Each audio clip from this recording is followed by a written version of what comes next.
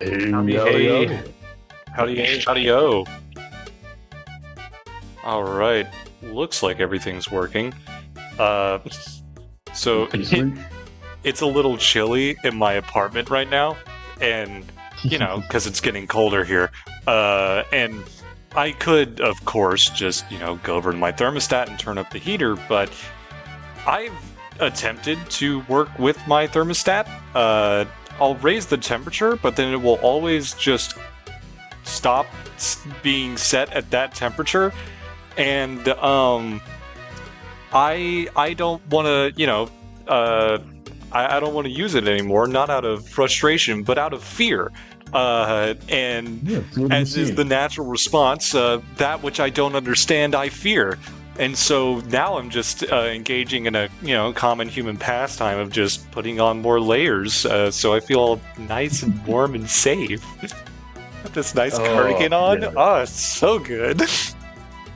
It feels so good to be cozy. Like, I will set my heater to 55 and just sit here in my sweatpants, my hoodie, my my bathrobe. The lit Blankets fire down in the my middle of feet. your room. It's so good. I like being chilly. It is with wind chill like negative 17 degrees outside, and yes, does it absolutely suck the 3 minutes that I'm outside? Of course. It's awful. But oh, is it so cozy and warm, and I make myself a little warm drink, I make some tea or some hot cocoa, and I'm just sitting there reading my little books and kicking my feet and sipping the warm drink. I love it. Let me hit you with that nice tall glass of empathy. Take a wild guess how cold it was this morning. Uh, uh, the 40 degrees. It was 36. Impossible! That's like 4 degrees from freezing. You'll explode spontaneously. I know I'm gonna freeze to death out here. Oh, you're gonna melt. I dissolve. Yeah, definitely. That's definitely worse than your situation when we said it was fucking a -7 with a wind chill. Oh. No, it is hilarious because like I get to my car and there's a little bit of snow on the windshield and I'm like, I will sit in my car and wait for it to heat up rather than attempt to go outside and brush it gently off in like 30 seconds. So I actually can empathize with that because this morning my windshield was frosted over. So instead of like, I don't have an ice scraper, but I could probably find something that could suffice, like a spatula or something. Instead of doing that, I instead turn my defrosters on and turn my windshield wiper on full blast and just kind of sat in my car for a bit waiting.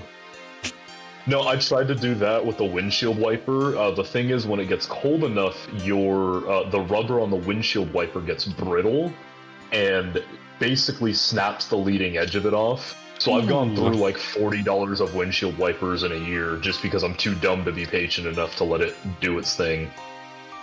I mean, that's just a common. I would be so bold to say that's a key part of the human experience, is being too dumb to be patient. Fair. I'll respect that. I understand that completely.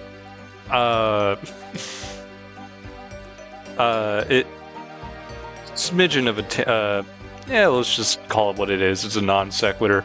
So tomorrow at lunch for work, we're having like a snacky kind of potluck thing, and so the one thing that immediately came to my mind, and I know that the time that I made them, I used too large of marshmallows, but the marshmallow peanut butter Ritz cracker thing.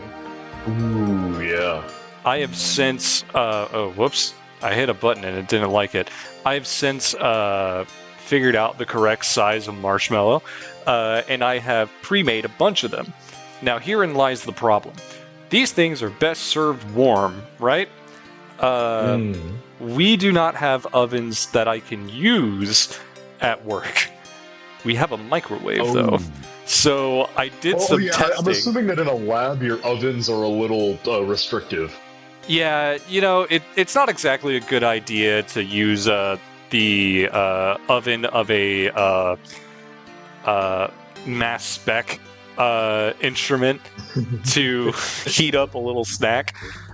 So I did some testing after I ate my dinner in the microwave, and I was just thinking, it's like, okay, so you just put it in the oven long enough until it gets like golden brown on the outside. I'm not really going to be able to do that in a microwave, but if I could just get it warm, I think that will be, that works. So why don't we just pop one in the microwave and set it for, let's say 30 seconds. I'm keeping an eye on it, and then like it's kind of like that scene in episode 7 of Arcane Season 2. You know what I'm talking about? I was like, wait. Immediately opened my microwave. It's like, the limit is 5 seconds. It is 5 seconds. Too good. Oh my god.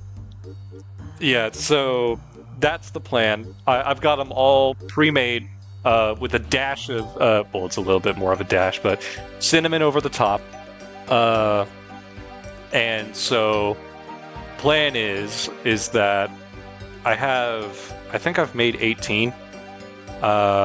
If I'm doing my maths right, it's either 18. No, it's 24.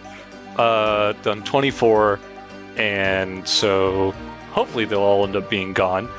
But I can't remember if we have a toaster oven. That might be better, but at the same time, it's like, all right, I'm gonna put 4 in.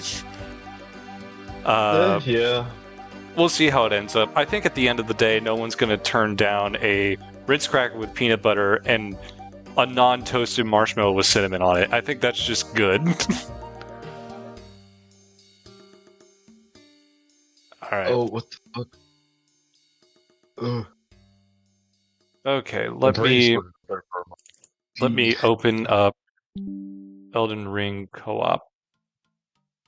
Oh, and it should be said, I didn't say anything about it because, so there is. Okay, yeah, I have no qualms with this person, or with saying this out in the open. It's like at the beginning of every stream, I am guaranteed to get a just a bot to appear. And today, it was within like the first couple minutes of us speaking. I think before even a minute elapsed, and it was just, "Hey, mate." Oh wait, hold on. I need to turn that off. But it's like, "Hey, mate. Your energy and content are top-notch, keeping me entertained. I would love to be a fan of yours. If you don't mind, kindly add me on Discord." Bruh. All without punctuation. First-time chatter. And, you know, because there have been times where, like, yeah, it's sometimes hard to tell, but you check and it's like, oh, their account was created 32 minutes ago, and they've only sent one message, so that's not a real person. All right. Yeah.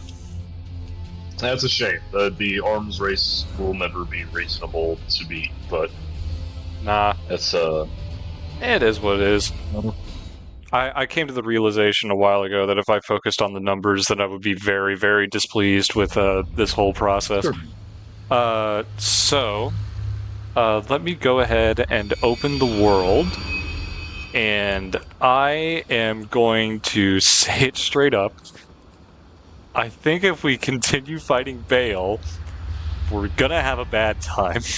And maybe... 98% of gamblers quit while they're before they make it big. You know what? Fuck it. We'll give it one more try, and then if we can't do it, we'll go make progress in another direction. Bale!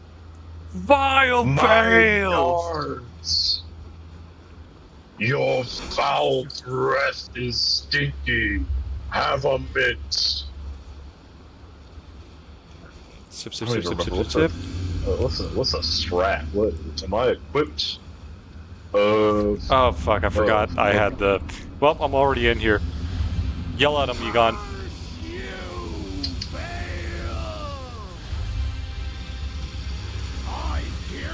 Oh, that was early. You will rue this day.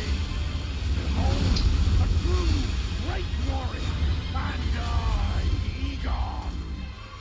Your fear made for He's on you.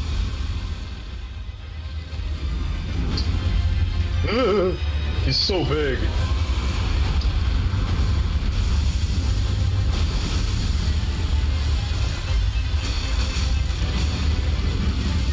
Get off me, move. but I will riddle with hope. Oh, I'm almost out of sip. Tail swing. Ooh, I forget that attack. With every last drop of my being. Oh, he's stunned. Oh, he's staggered.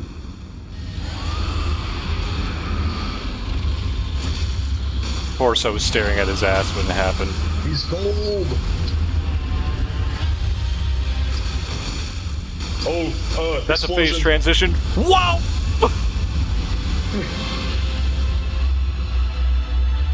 Alright, bring it, Godzilla. Oh, why did it have to break target lock? Why did it break target lock? It never does that during that attack.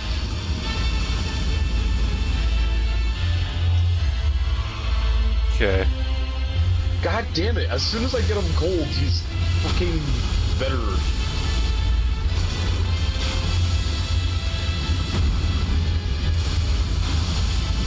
Oh wait, if I activate...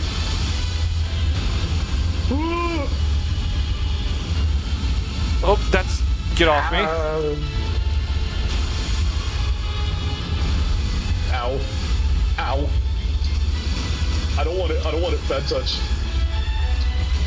You don't want the smoke? Too big. Ah! Fuck. I have to double dodge that move. Oh! It even does the, like, flashbang ear-ringing sound effect on that. That's so good. Motherfucker. Ah! Ow. Ooh. Nope. Alright, why don't we go make progress in a different direction? Alrighty. Okay. As you are the captain of this ship, where should we be going? Well, I do know there are some areas that we kind of didn't explore towards, upon this here mountain. Oh yeah, because you said in your own playthrough you've gotten to the Cerulean coast? Yeah, so I think it might be best to maybe go from the foot. Is it? Or no, it's the Grand we are Altar being Dragon invaded. Communion.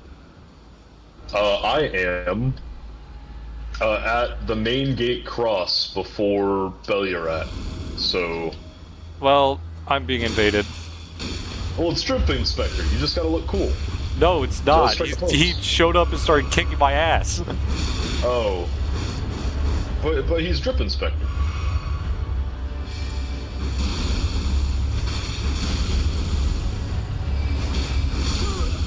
Yeah, okay. Alright, we're back to the PowerPoint dimension over here. You're going through like an N64 plane, but you're like fucking 4K. This looks so weird. No way I'm gonna like. I hope he's got a teleport. I think they do.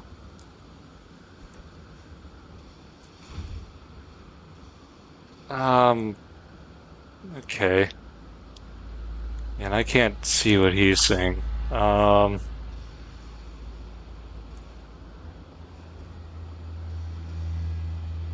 wait, this would look cool as fuck if it just stays there. Nah, I think you lower it after a bit, yeah. Aww. Where is this man? Because didn't the same thing happen, oh. Hey. Oh, yeah, no. You can't see him. I can.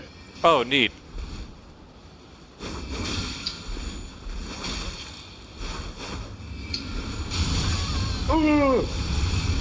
I just can't see the effects.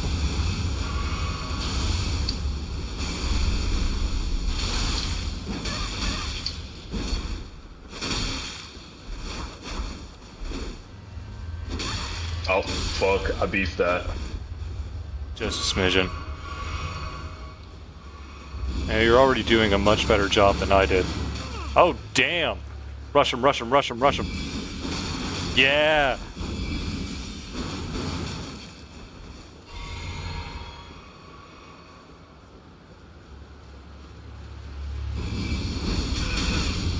Ooh, nice. Let's fucking go, dude. No, these swords are kick-ass. Let me emote, bastard. Alright, rest at a site of grace. So I know the easiest way to get to the Cerulean coast is from the The big Dragon Communion Shrine. Gotcha. The Grand Altar of Dragon Communion. Yup. Alright, well, those weren't any runes, so let's just go here. I'm trying to remember the stuff that's there. Where are you at? Teleporting to the altar. Well, teleport harder. Oh, there's I a love how furnace the mic golem went over out. there. Oh? They're way down in the valley. That's not Oh. even on the Cerulean coast. There's a furnace golem. So I think if we go this Well, I know way, up here and to the left, there's the Item. spheres that we can throw at Bale. Item. Dragon Communion Harpoon. I wish this was. I saw that and I was like, oh shit, this is a kick-ass spear weapon, and then I saw it was a throwable. Broke my heart. Yeah. But I think the cookbook to that is just past the Dragon's Tender Tootsies up here. Ooh. Directly south. Jump over the ankles. Oh, it's actually easterly. Oh, I do remember Yeah. one thing that's in this area. We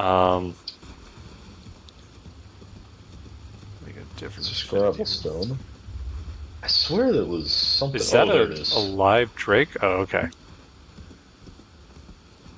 Nope, that's Dragon Communion Grease. Hmm. I lied to you. Got him.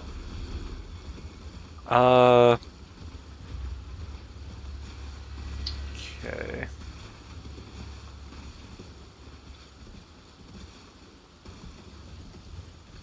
I want to get that item. Okay.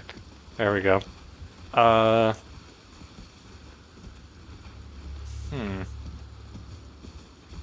Maybe we have to, like, scale the dragon? Okay, because dragons have scales. I'm smacking my knees so hard. Dude, consider my knees red with how hard they've been Oh. smacked, how thoroughly they've been smacked. After we're done tarnishing together, hey, Hey, I heard. Ooh, hold on, what's this? what's this? What's this? What do we have right here? Oh dear, oh lord, it's fucking dragon toes. Okay, this was just getting on top of a Dargan. Or maybe is it down with where this gigantic fuck-off spear has impaled this dragon? Oh, have you actually been able to get up there? Oh, Yeah, What? I'm up here right now. right up, here, bitch? right now, in America. It bails America.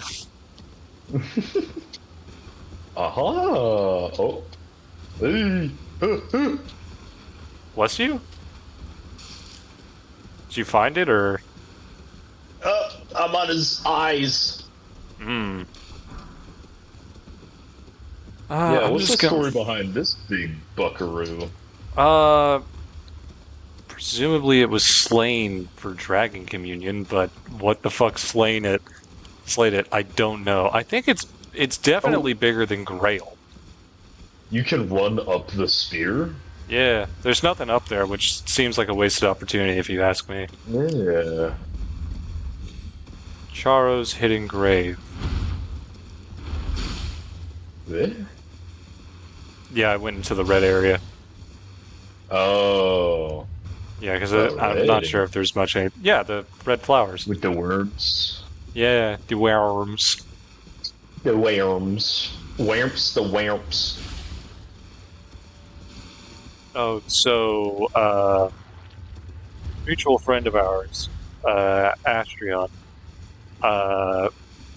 posted, in our Discord server, not the garage, the other one, but recently built a deck, because it wouldn't be a glass of water stream without Magic the Gathering, Oh, yeah.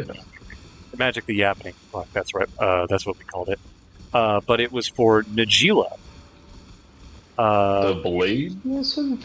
Yeah, like 5-color warrior. Oh, I know Najila. That's like a CDH staple. So that my gut reaction was, did you net deck a CDH deck for this list? And he's like, no, I cooked this up in 3 days. And the reason why I was so apprehensive was because the deck he made prior was Urza, not Lord High Artificer, Planeswalker. But that deck was like, it goes turbo mode from the word go. Yeah, that's an Urza though. Got it. Nice. And so I looked through the deck list, and immediately, I don't think like I'm Mr. 5-color. The only 5-color list I've made is Urtet, but funnily enough, I think Urtet and Najila function similarly, because Najila is anytime that, like, big her mana payoff. Yeah, it's like anytime her or a what is it? Like an ally or a rebel or something. No, like it's that? warriors, but you make a 1/1 warrior that's tapped and attacking. So it reads to me as a very combat-heavy deck. And the first thing that came to my mind is like, oh, you're making a lot of tokens. So why don't you turn those tokens into mana? And as I was looking through the list, there were some things that immediately I was like, I'm not entirely sure why you put that in there. Like, Thoracle is in there? I don't think Thoracle should be in there. That feels like a win more card of just like... It's like, I just straight up asked him, like, what's your plan with Thoracle? Because I don't see that working the way you want it to. I see that being a dead drop almost 9 times out of 10. And it also didn't help that in his deck there was not a good amount of card draw in it. I'm like, I just like, because on his tags, it only listed 3 cards as being card draw. So I just sent the GIF from Wolf of Wall Street. It's like, those are rookie numbers. You got to get those numbers up. For real. But there was one that I kind of got, but then at the same time I was like, which was Warren Soul Trader. Oh, yeah. So I get it, but it reads to me that the ultimate goal of the deck is to beat face with infinite combats. Yeah. That's and like Warren the Soul classic Trader. Najila. Yeah, Warren Soul Trader does help with that because it gives you treasures for tokens and you're shitting out tokens. Ah, lovely. But at the same time, it's like, well, how many... Oh, hold on. We need to kill the soul. At the same time, Warren Soul Trader as a method only gives you, like, 40 times to do it at best. Yeah.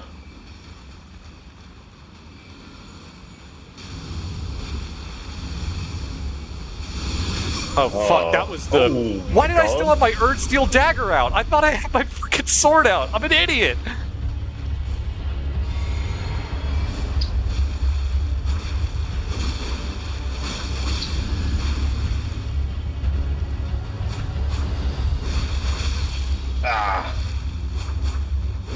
The mirror match, but I'm much worse. They're using the Milady as an offhand? No, they're using it as a full hand.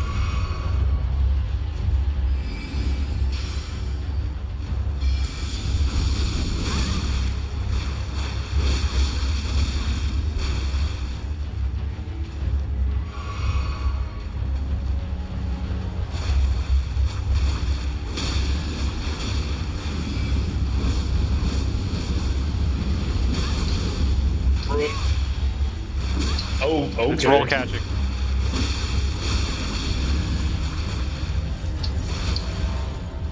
Interesting. What the fuck is that? What? Oh, Did they switch armor?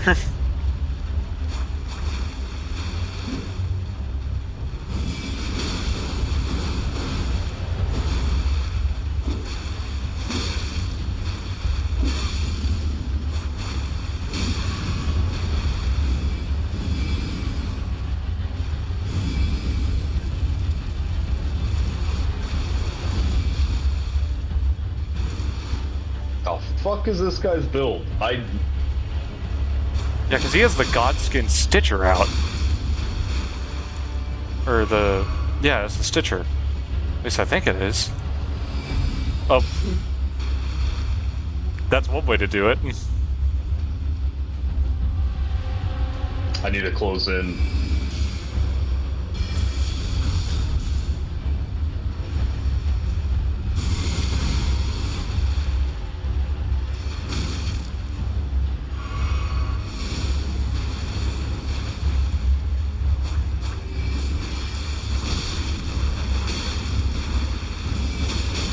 Oh, fuck. Ooh. I ran out of stamina. God.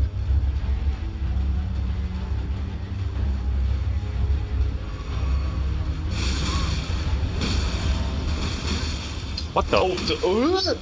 Oh, did they take the Iron Jar aromatic?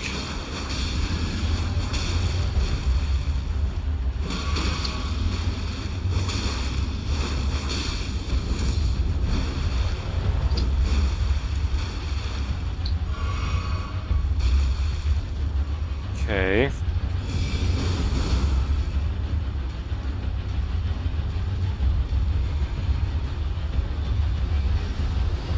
Fucker. Ah!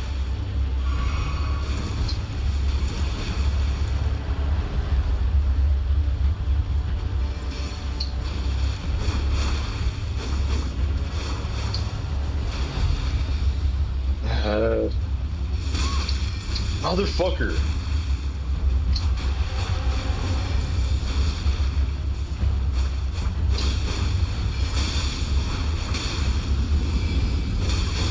Ah, the windup took too long.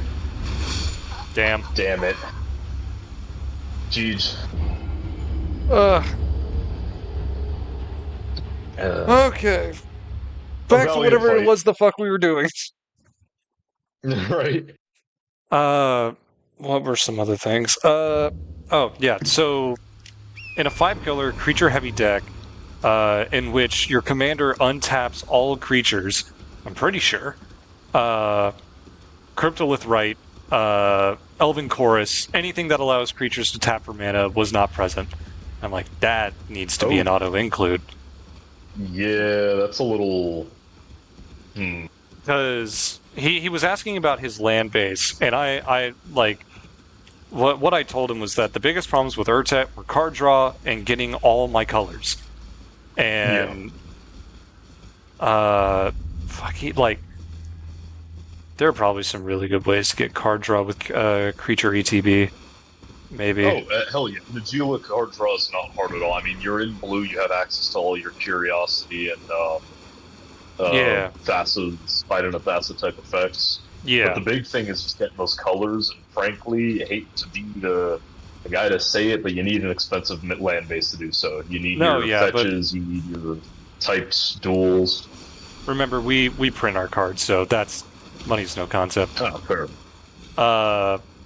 Nah, but I have a feeling the deck will be cool. It's just that, there's like a lot of stacks pieces.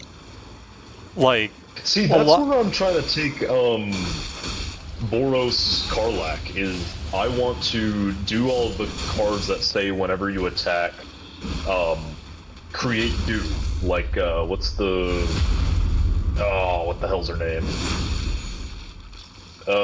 Whenever you attack, power is equal to the number of creatures you control, create a 1/1 human attacking each opponent.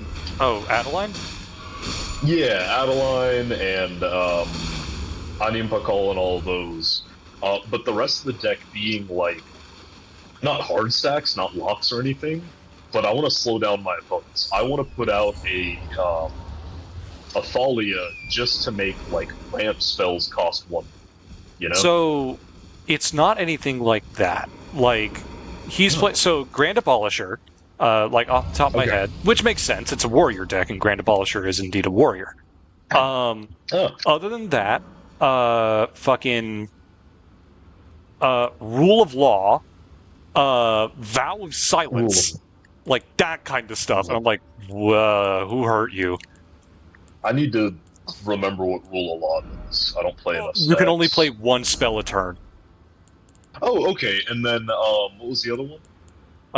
It's like hold on, I can pull up the list right now. Silence. Let me I am find it. putting silence full stop in No, he my put silence in the deck, which I can see just as like a one turn. Yeah, the cards I recommended him: Cryptolithrite, Elven Chorus, Rada might work in the deck. That's fair. Chromatic Lantern. He was not playing that, or the World Tree. I think if you have a budgetless mana base, you don't need the lantern. You want to be much more aggressive. I think it's good, and I like if you're trying to if you want to get access to all your colors and you want to do a weird kind of stacks, Toxicrin from the Tyranids deck. Yeah. That's pretty solid. Okay, interaction. Okay, so he has silence. He has rest in peace. Oppression, deafening silence. Each player can't cast more than one spell each turn. Grand Abolisher, rule of law. Rule of law does the same thing as deafening silence. Yeah. It's like, goddamn. But at the same time, there have been turns to where I've cast only one spell a turn, to where maybe I'm just like too scared. I don't know. Well, that's the thing, is it's like, it depends on what you're doing. If you're fighting against your average mid-range deck, that's going to be like your, I don't know, your Simic. On turn 2, I'm casting a ramp spell. On turn 3, I'm casting a ramp spell. On turn 4, I'm casting my commander. On turn 5, I'm casting a giant value piece. Like, that's one thing. That's where you want to pivot to be more aggressive. But a lot of the more, I'd say the more threatening decks to an aggressive deck early on are the ones that are able to throw in 2 or 3 spells to really crank that value. That Soldier Boy. Hold on, I accidentally have my weapons in the wrong order. 1 second. There is a boss that's very vulnerable to Holy coming up. And bang. That's the weapon I wanted to have. And it's not a fun one. I'm just going to be straight up about it. Because it's this bitch. Oh, hello.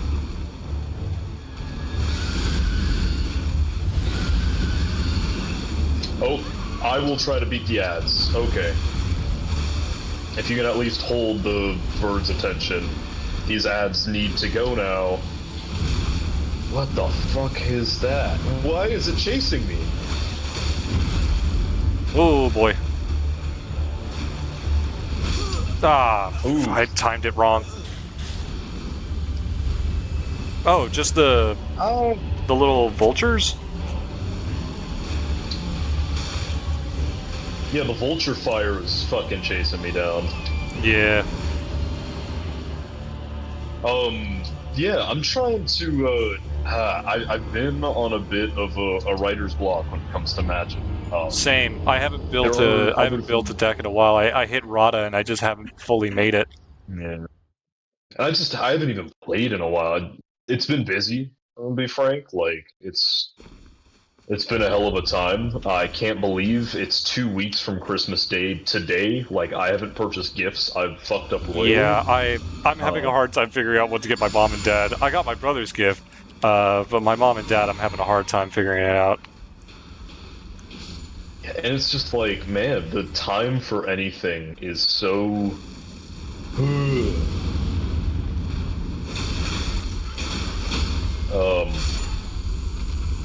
Okay. But no, like, I think my next thing that I'm gonna do is I'm just gonna start from the basics, and I'm gonna fuck around with some of the Bloomberg precons. So I'm starting off with, because I took apart Slime Flip Squee. I didn't know if I had it in me. I did. It hurt. But I did not need to keep trying to play that deck in nominally casual pods. Yeah. Ow! It's a graveyard combo deck that's not fast enough to be CEDH, and it's not fun enough to be casual or high power casual, so...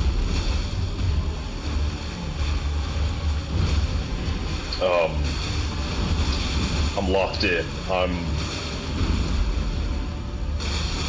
out of stamina again. Fuck, that's like a theme. I should address that. Thank.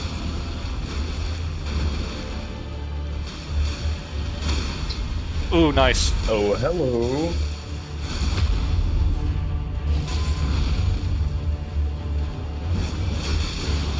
Okay, it might be. It's doing a phase transition. Back the fuck up, back the fuck up. It's an explosion. They're always explosions. Fuck. Oh. Oh my god, the fire on the ground remains. Yeah, that's our... Got another headshot. Oh, I got grabbed. It's okay, buddy. I'll just wait behind it. You're vulnerable.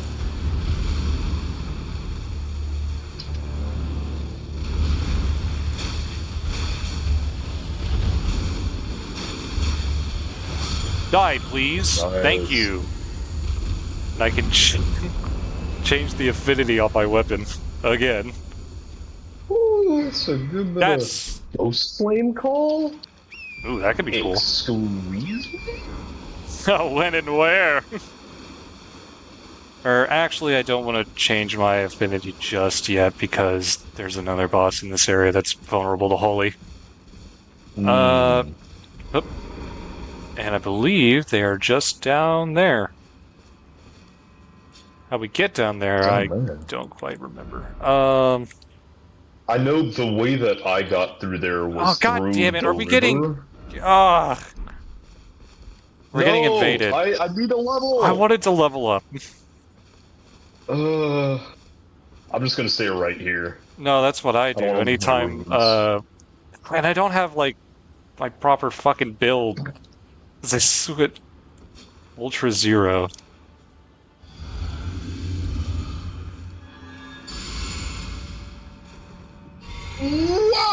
Alright, guess we're doing a shitty holy build.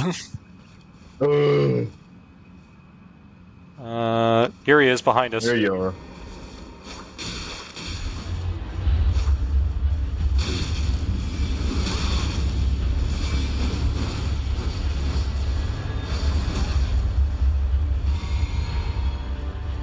Are you really running down to the fucking... We already beat him, asshole. No, but he's running to the birds.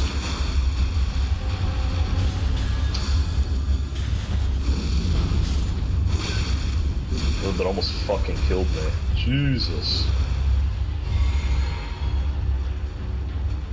So he's running over to the next one.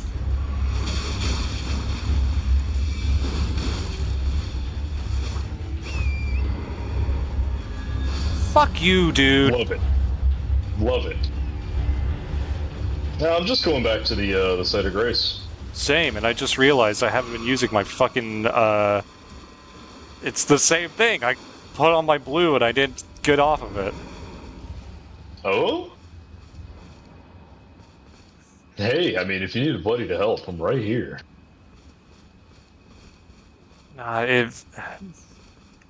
Okay, he's standing there, and this is the shit I hate so fucking much. He's the attacker. He gets to come to us. No, he's gonna get down there, he's gonna wait for us to come up. No, we don't have to. Man. I hate to do this on stream, but he's No, gonna waste our time. It's annoying.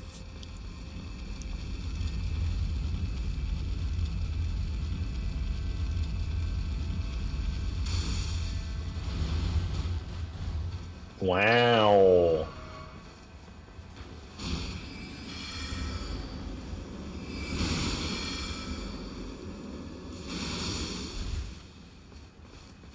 I'm just gonna go the opposite direction. I'm just gonna walk the opposite direction. I'm gonna see how long it takes for him to get up here.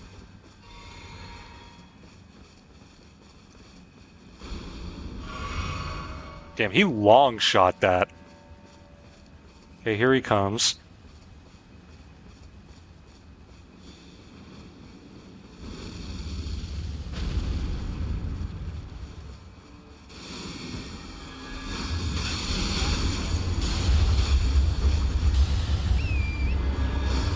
And there Fuck he goes! off!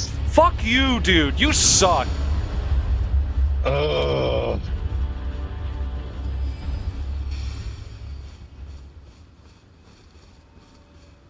Gotta love the Elden Ring multiplayer community.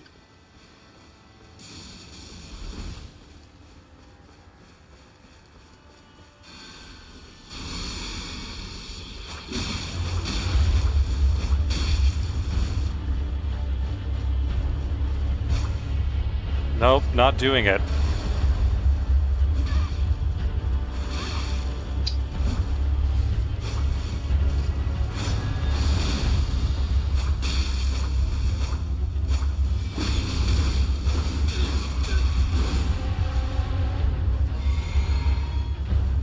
Nope, and we back up again. On you keep backing up. I have a stupid idea. I think he does have a track on you, but... I don't care. see. Oh, let's go to either side of the rock, yeah.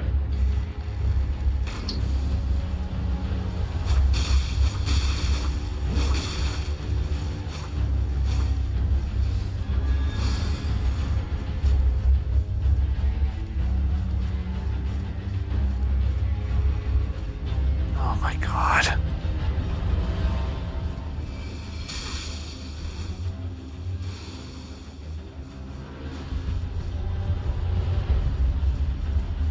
Shit like Wait, this I'm that gonna just grab makes me a- want to like close the world and reopen the world so we can go back to doing things. Yeah. I'm gonna get a throwable handy. Alright, I'll let you know when he's coming. I know I've got time.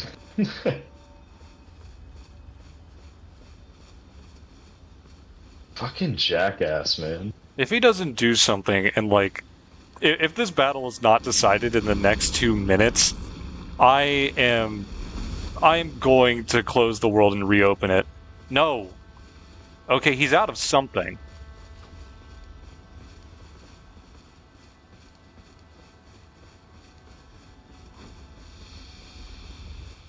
Scarlet Rot.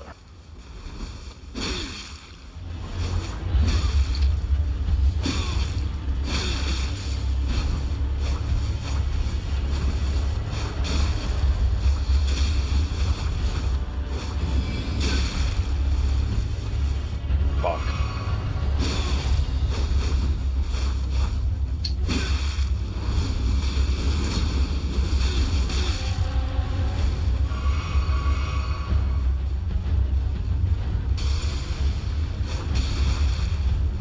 No, we're at the water.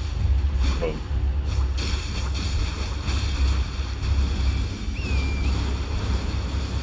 Fuck it. I don't care.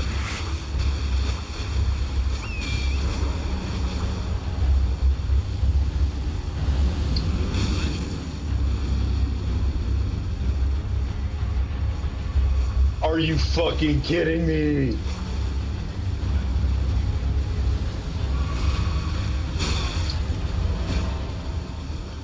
No. I don't want to deal with I genuinely don't want to deal with it. I'm so over it. I'm Yeah. just Fuck so this guy. I don't care if like people see me as like cowardice. I want to do things. That's just a full stop on anything that we're doing. That's the most annoying part about getting invaded is that everything comes to a stop and we have to deal with it. Oh my god. And like sometimes it goes by fast. And I can fundamentally understand why they do that because it's more in their favor to go into an area that's the world is open, to go into an area that's full of monsters because then we run into them. But then you get into shit like this, which is just so boring because it's just waiting and waiting. Oh my god. Okay. Back to what we were doing. Oh wait, hold on. We gotta go back to the side of grace because we have a level up. Oh, that we do. Good call. Okay, and maybe this time I can actually use it. Oh my god. Like I don't have that big of a problem of getting curb stomped like, almost every time that an invader shows up. I get No, it. I'll take my losses. Yeah, but if you're just gonna drag it out and make it fucking agonizing. God damn. Okay. Anyways. Graceless. Honestly, No drip. Okay. I don't entirely remember everything that's around here. There's some flowers. Pretty flowers? Oh my god!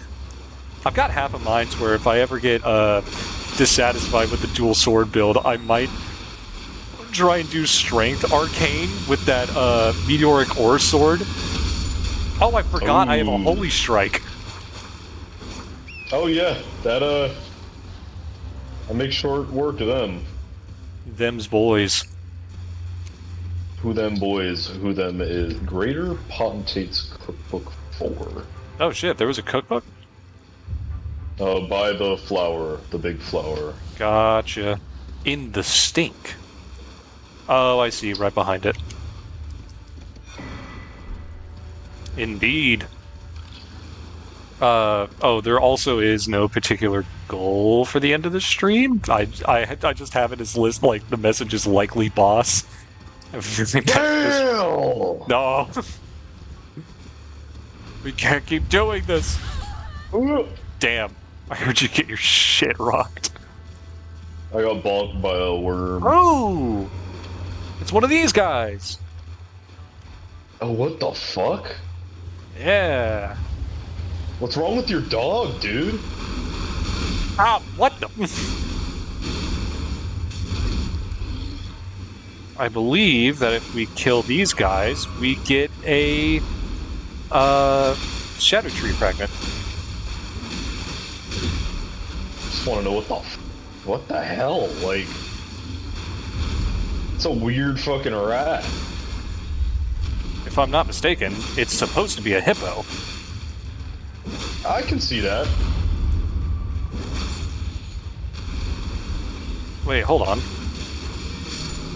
Flies!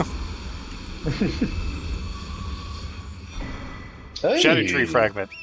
Yeah, if I'm not mistaken, every hippopotamus we find drops a shadow tree fragment. Skibbitopotamus. Oh, there's a furnace golem up here. And this one is a little bit unique.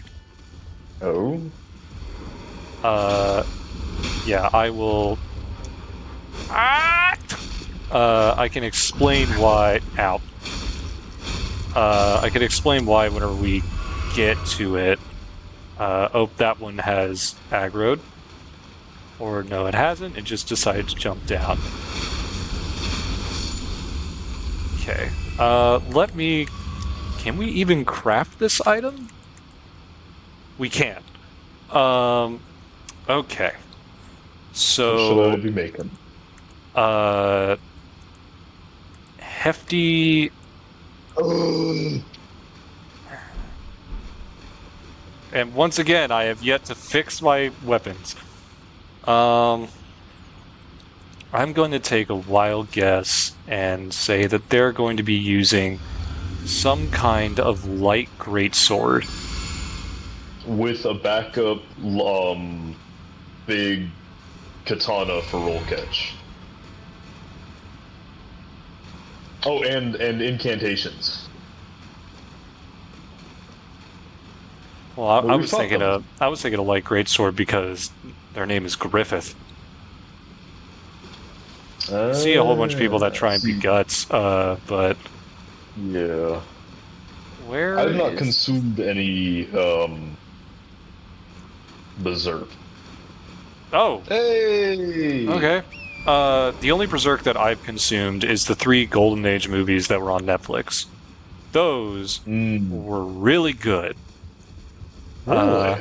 Yes. Okay, hold on. So before we fight this thing, if I remember right, you're gonna want to craft some hefty fire pots.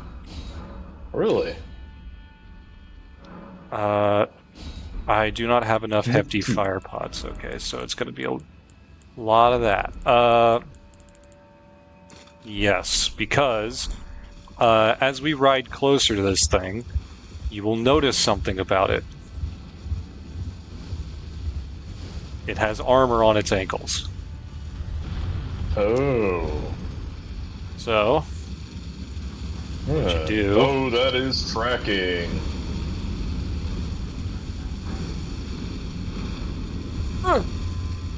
Of course, it's not close enough. Ooh. I can't craft in combat. Ugh. I've got some. I fucking missed. And I'm out. Same. And I... One more. Yeah, that's what you're supposed to do. And now we have not nothing very to combat effective. it. You're like supposed to keep doing that until it falls over, but we don't have enough hefty crackpots in order to do this in any timely manner. I mean, I could. Oh, I actually don't have too many blue flasks. Never mind. I genuinely don't think I have enough spell juice in me to. Woo! Yeah, it's like, would it be in any worthwhile manner of time? Ow! What?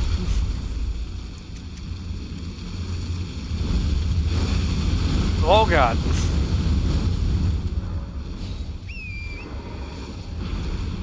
More boards. No, fucking get on the horse. Was there any cave down here? So, if I'm There's a not waterfall. mistaken, there is a lot of nothing out here. Like, there really isn't a lot.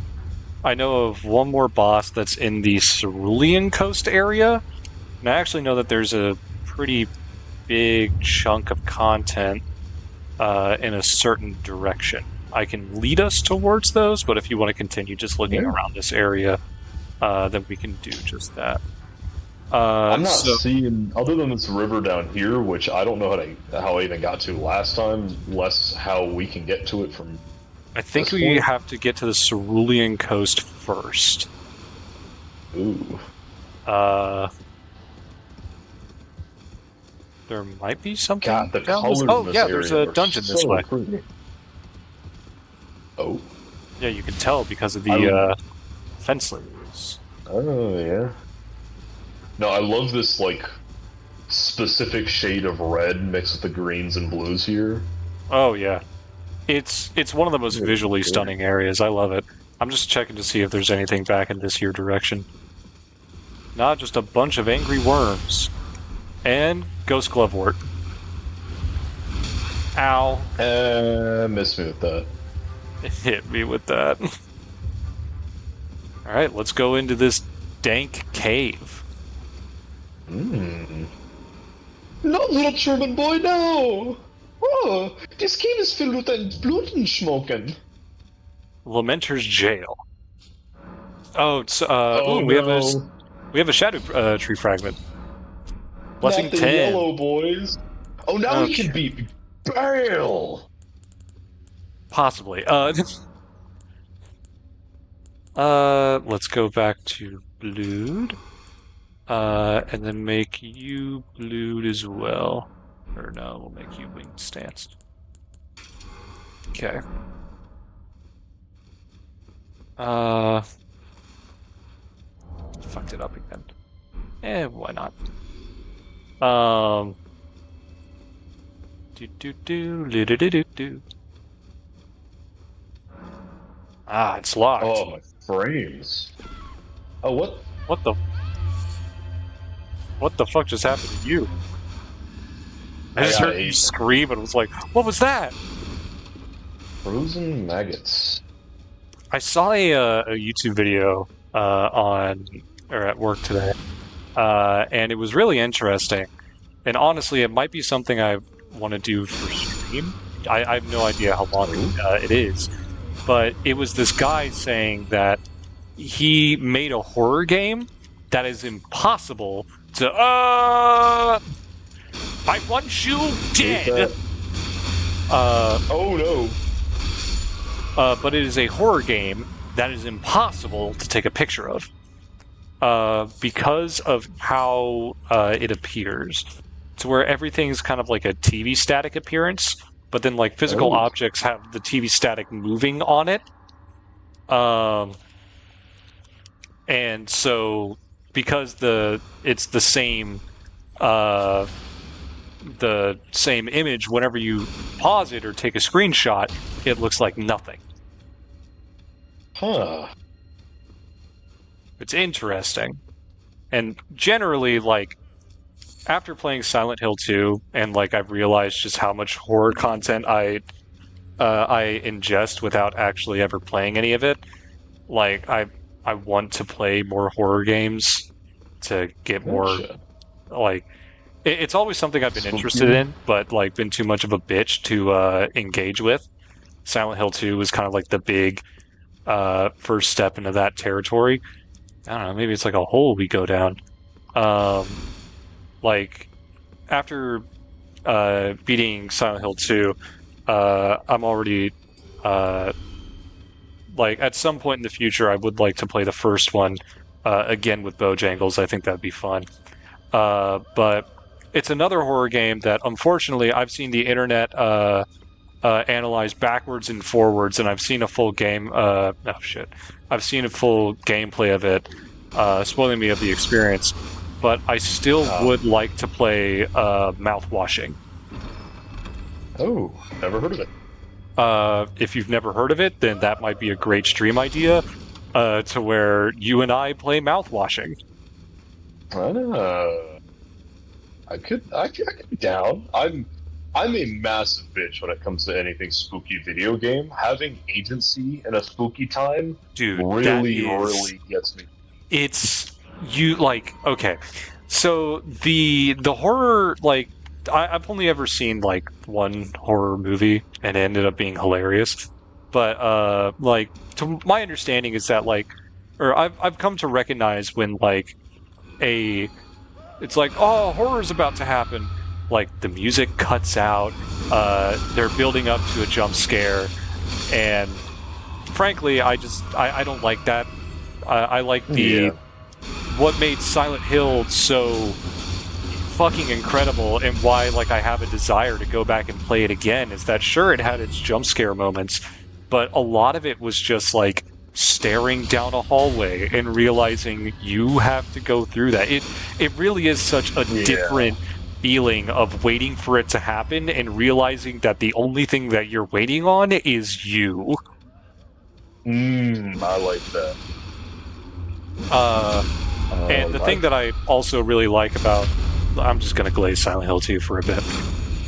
Like, Silent Hill 2, a lot of its horror, aside from, like, just realizing what the story is, and it's a very, very good story, is, like, you'll just be wandering around, and then, like, it's like going from hallways to where there's background music playing, and the background music is super eerie, because Akira Yamaoka is a fucking genius.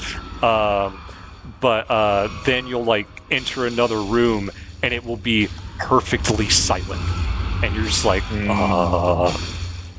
just wondering what the hell is about to come, and it kind of feeds into that, like, how do people prepare you for jump scares? They take all the noise out.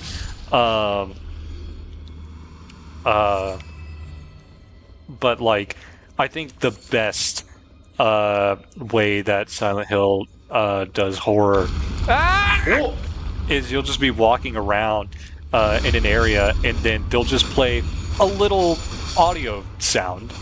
Like, I was walking around in the first area, and then I heard the sudden sound of like glass breaking in like in my right ear, and I was instantly just like, what the hell was that? What's around me? What the fuck is going on? It's just such an instant, like an instant fight or flight. What the fuck is going on? It like, it creates an atmosphere of dread, and I really, really like that. Likewise, like, I'll say, like, overall, it was It was decent. It was a 7 out of 10 movie experience at best, maybe 6, being 5 average. I was entertained. I had seen just after Thanksgiving. It was an A24 movie, Heretic, and like I won't say too much on it, but I think I remember seeing there ads was for it. yeah. Cool concept, great, some great actors. I think the execution was okay. Um, but overall, the biggest takeaway that I had, oh my god, I fucked that up royally. Um, was just there was a period of the movie, like about I don't know, the first third where you had that sense of dread sink in, like you knew exactly what was coming, but the characters were stuck and they had to follow through with it. It was, ooh, hefty crackpot. Oh, nice. It was just like you were describing. That was definitely my favorite part of the movie. So I agree with that like sentiment when it comes to horror. I'm not averse to it myself. Yeah. Like, I find it really interesting because, like, naturally as a DM, I've sought ways to terrify my players, and Oh, yeah. the way that I have learned how you do it, at least in my experience, is having characters know things they shouldn't. Yeah. But excuse me, sir, can I have this? Oh God! But like I've always I best think implemented it as a DM with doing the 3x5 card thing that I've talked about. I think you told me about this a while back, but please tell me again. Also, where was the hefty crackpot? Up where you're at, in the center of the room with Oh, the light gotcha. coming down on the top of the Gotcha. ridge. Yeah. So I always had a shit ton of 3x5 cards, some of which that I prepared beforehand, some of which I wrote when I was there, but this is just something that somebody's character notices, and the characters around the table, oh no, really? He's down there in the corner. Good thing we already cleared out this room. Yeah. But like, here's a snippet of information. Here, the grass rustles, and do with it whatever you will. I just give those hints. Sometimes it'll be nothing. Other times I give somebody a card and say, you hear the voices, or something along those lines. How infinite poise? What?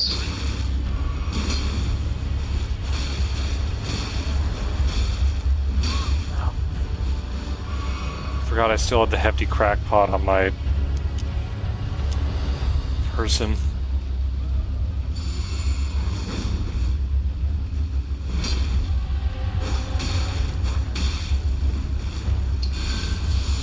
Oh shit!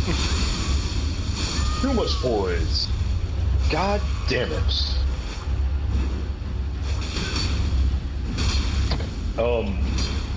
But no, an easy example. Well, I'll interrupt the fight.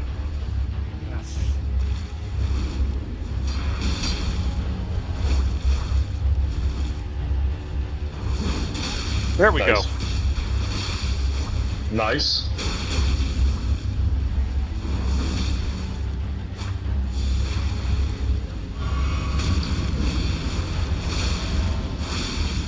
Ah! Ooh. You are in water.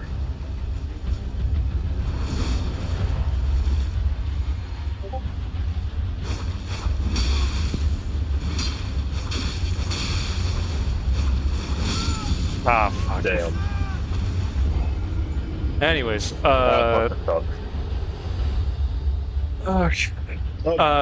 so A good example of that was Death House for Curse of Strahd. If nobody knows the very introduction, Hold on, going to the spooky house, and there's ghost kids, and one of them possesses another character, one of the player characters. And some people are like, "Oh, I take with I as the DM play the possessed character."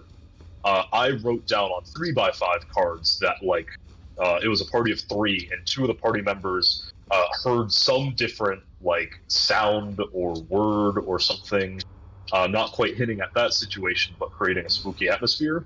And one person, I handed the card saying, you are now this 8-year-old child who has to protect his family home that has already been destroyed, and it's like clearly hinting at the possession, but Yeah.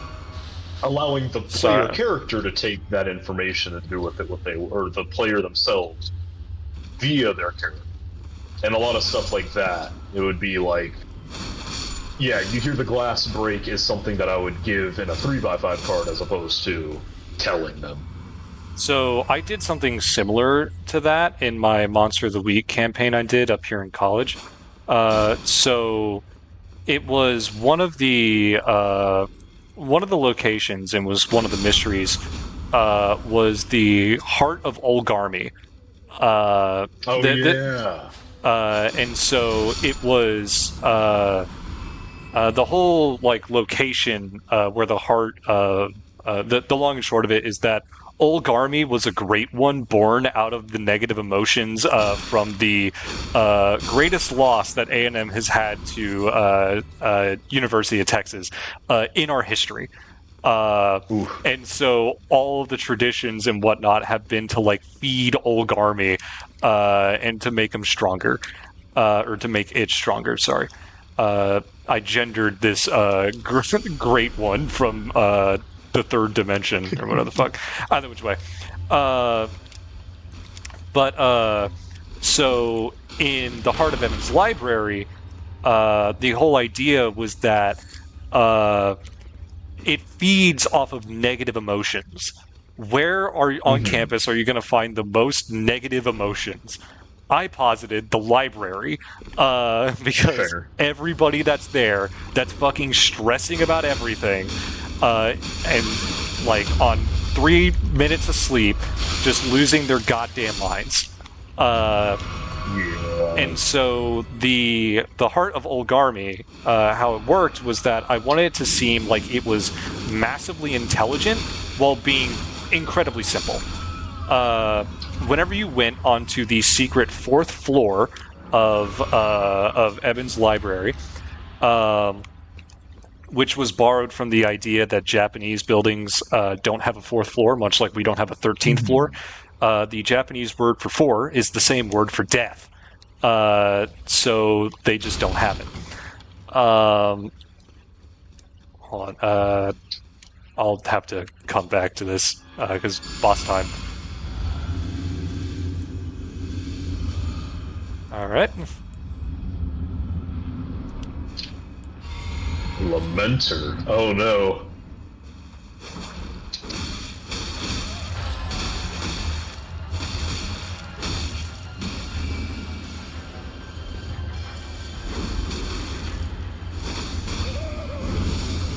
Okay, so this guy has a wacky gimmick, and I don't entirely understand it. We gotta hit the real one.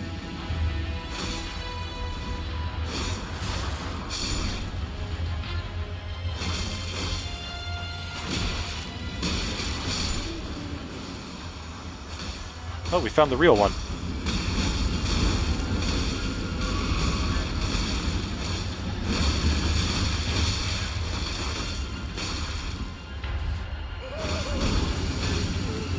Alright, same second verse, same as the first.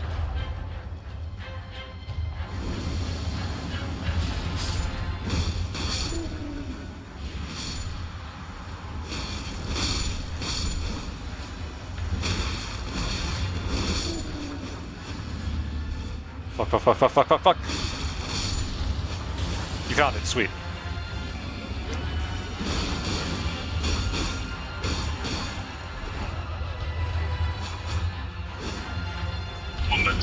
Got it. Ah, fuck.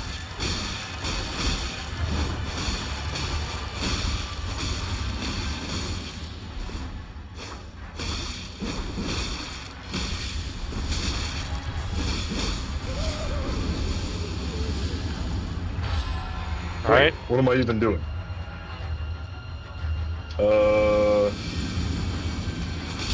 Kablamo. Oh, it's the one that's covered in blood. Black.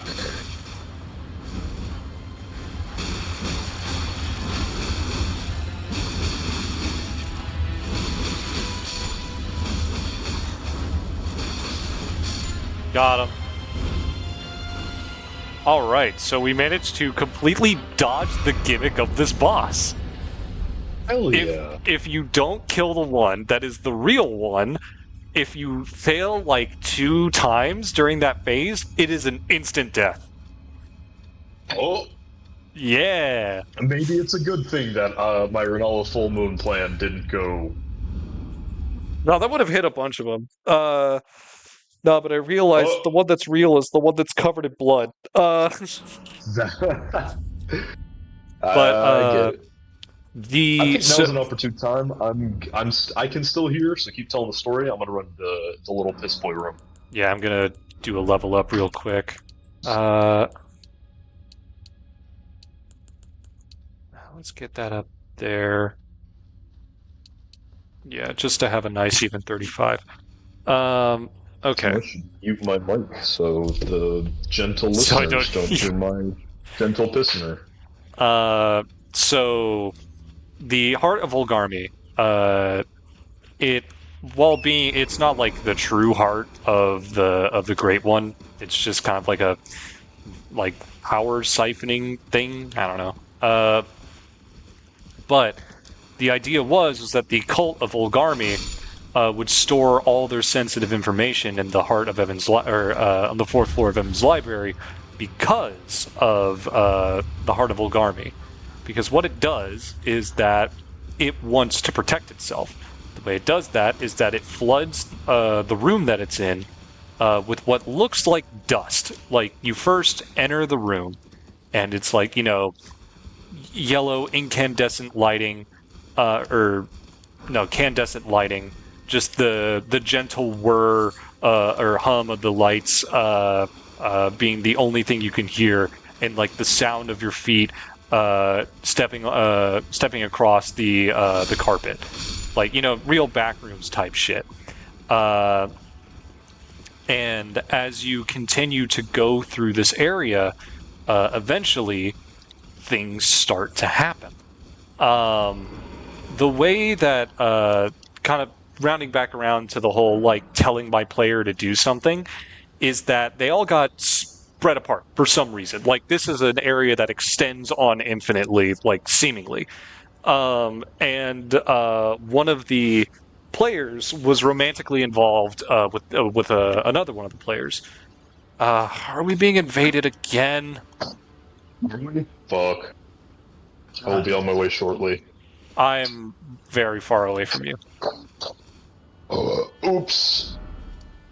At least I leveled up. That's good. Because I went all the way back out to Kara's hidden grave.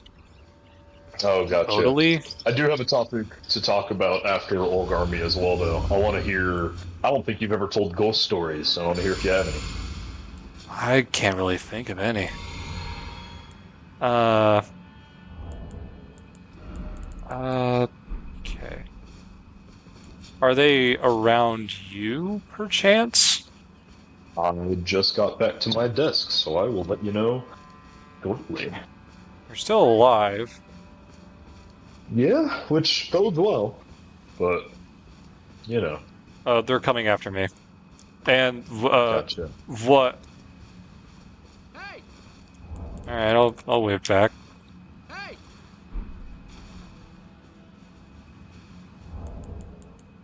Alright, this guy's cool. Telework.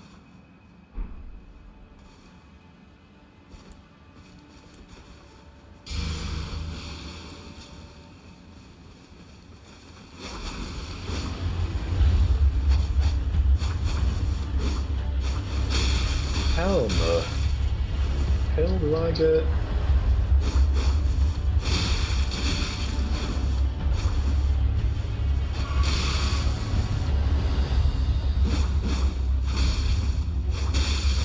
Is this where you are?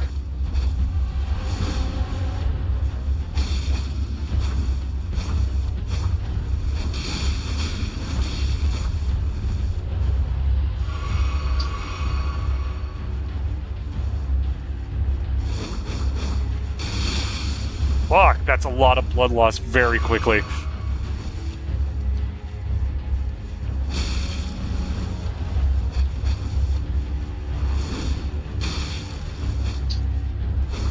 I believe in you. Fuck. I gambled and I lost. I'm starting to think that I just don't have the right weapons for a bleed build, that I have to do something that inherently has bleed, and then enchant it with bleed. Oh, is he not here? No, he was definitely there. Ah, fuck. He just ran away from me. I don't know what the... I'm by the Karo's hidden grave. No, yeah. Oh, hello.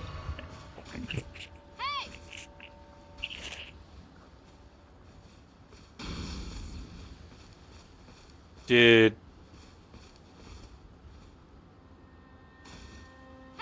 I don't think he can see you. Yeah. Oh, he just teleported to me. Hey!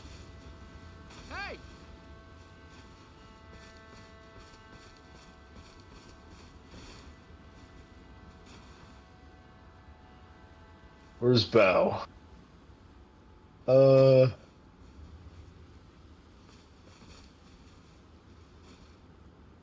That works.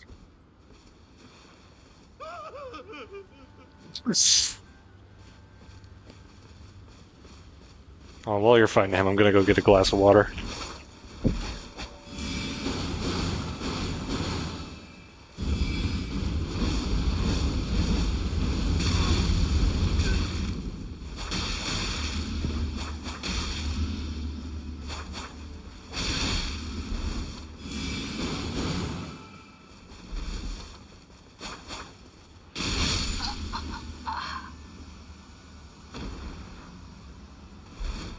Jeez. I'm really not good at this game. I need to.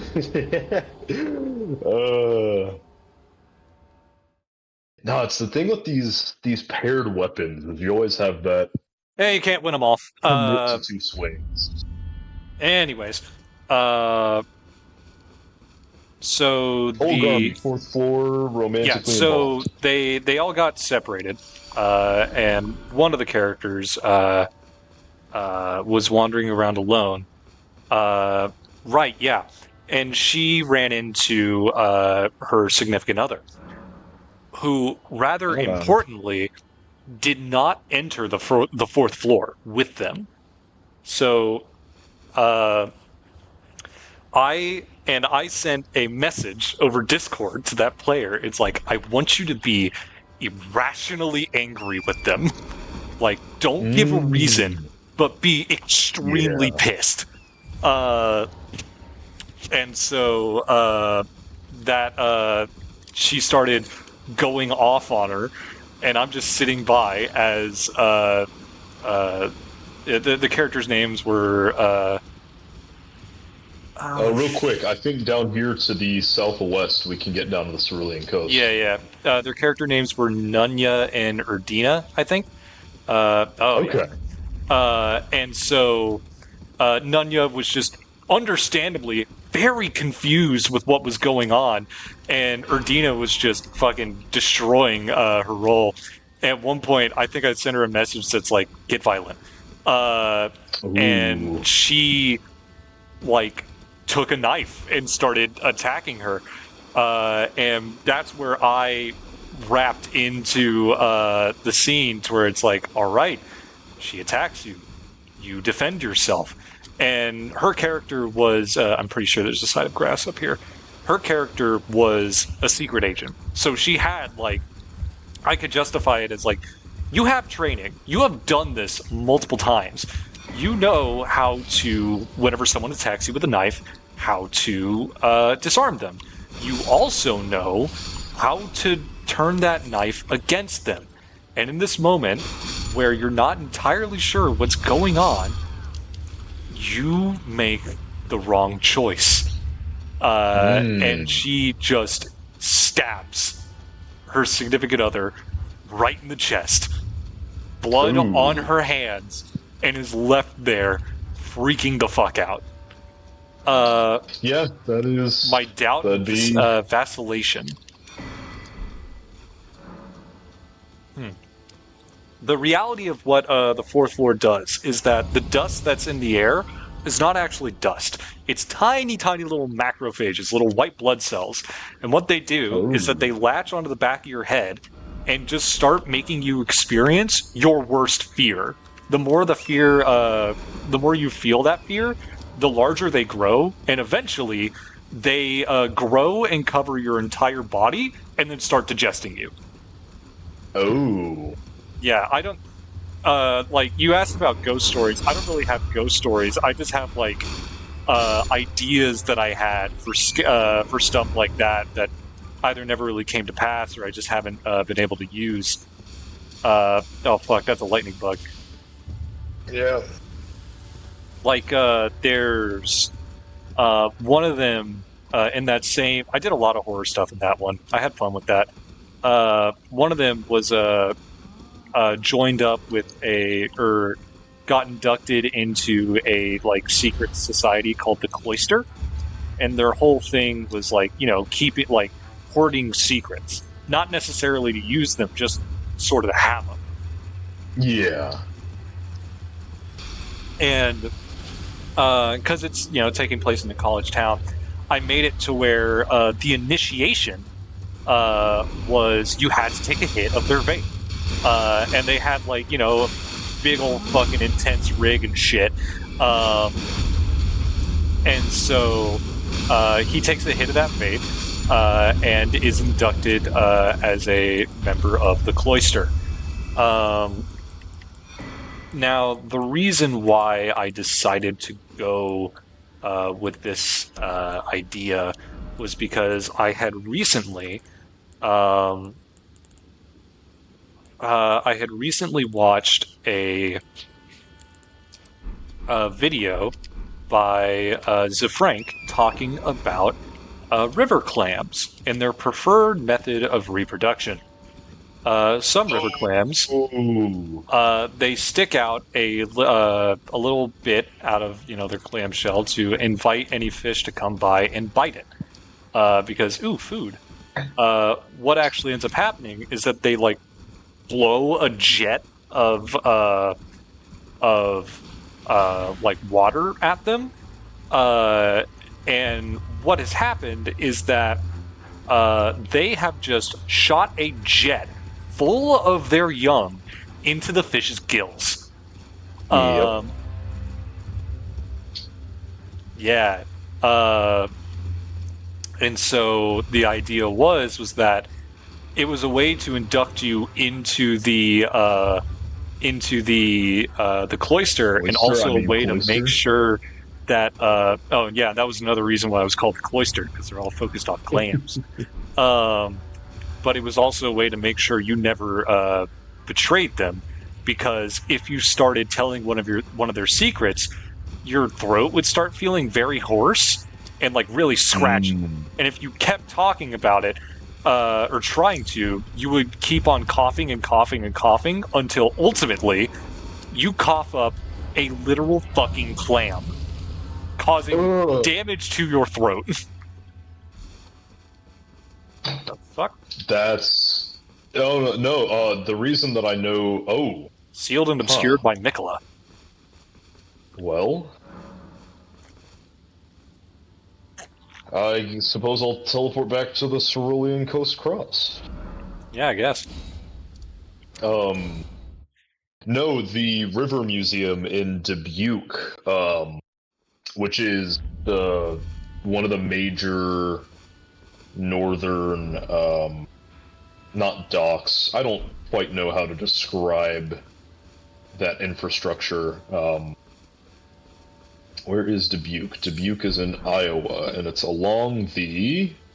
If I can zoom... Come on, I know this. The Mississippi River, yeah. It's one of the major places where you can interface the Mississippi with the Great Lakes. And on there, they have the Mississippi River Museum, which is a really cool place, but they also had some live experiments that you could see there. One of which was them breeding that specific clam and farming it by way of having a box full of them and then introducing a shitload of those fish as the carriers to their young. And I was like, is there anything more horrifying in the universe than having your natural, like, face hugger type deal, and you are put in by some greater being into this inescapable prison filled with nothing but face huggers? Oh yeah. There's just like some like parasites in general, like Paladin Dell. okay. Again, as I fucking take off my bleed shit because there's a boss vulnerable to holy.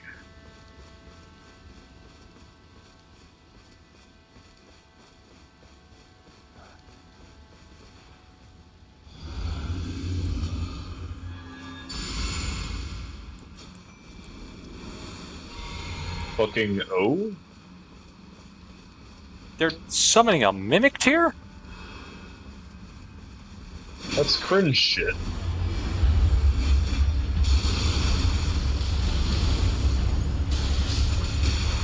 Well, I got the mimic team.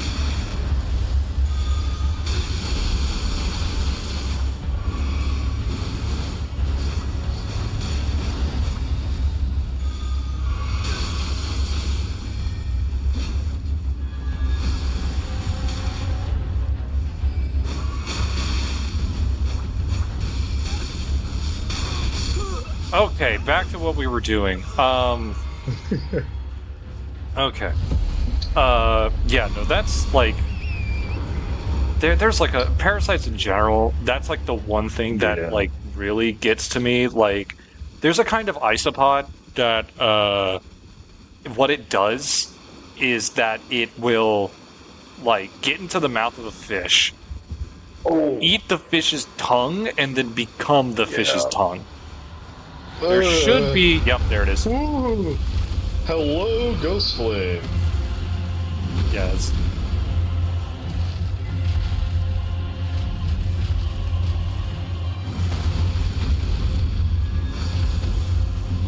Those frosts will be very helpful, so.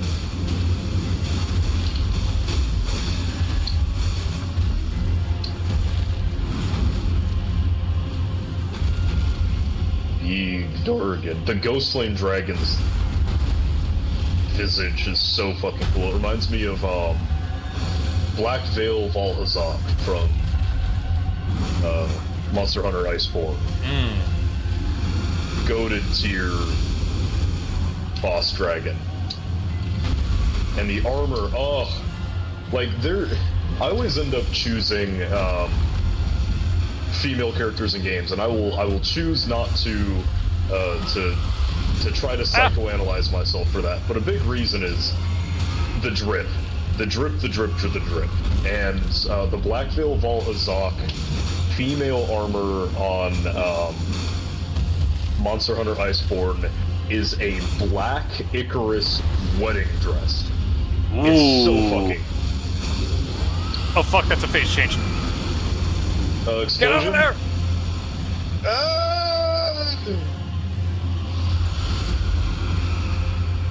Oh right, this one summons ads.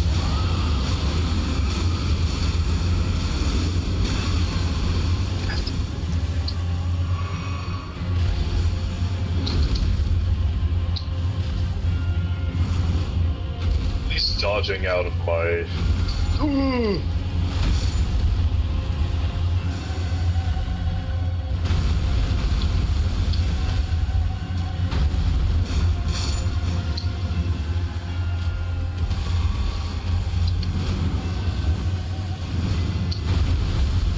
Ooh.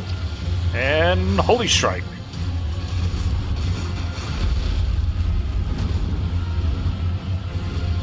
The white glow it gets is like really cool, and I don't know if that's just like an effect of the lighting. I don't think it's showing up for me. He just looks kind of normal, which is sad. No, it's like its outlines get a bit harsher. Bang. Yeah, that is not rendering for myself. It's like whenever you're looking up at it from below. Oh, we got it! Victory! Big Dargan. After it beat the shit out of us. Dragonheart and a Somber. I'm gonna run... Oh, is there a Site of Grace up ahead? No, but there's a pathway. I think this is how we get to the down under in the area. cave. I'm coming from a land down under. What were some other ideas that I had? I never did act on that Grace. Omen idea because I just like I've just been having real bad block when it comes to D&D stuff in general. I'm sorry to hear that, but I super understand. I know what that's It's like I can come up with ideas like that, but it's executing on them that it executing has always been one of my big shortcomings. Let's get more. Fair. That's difficult to do. Let's get more health. Or actually, yeah, health. Though, like, the one thing that I have been doing somewhat consistently is Tales from the Loop, and most of the ideas that I get for that is inspired. But wait, hold on. I need to change back to what I'm supposed to be doing. Ashes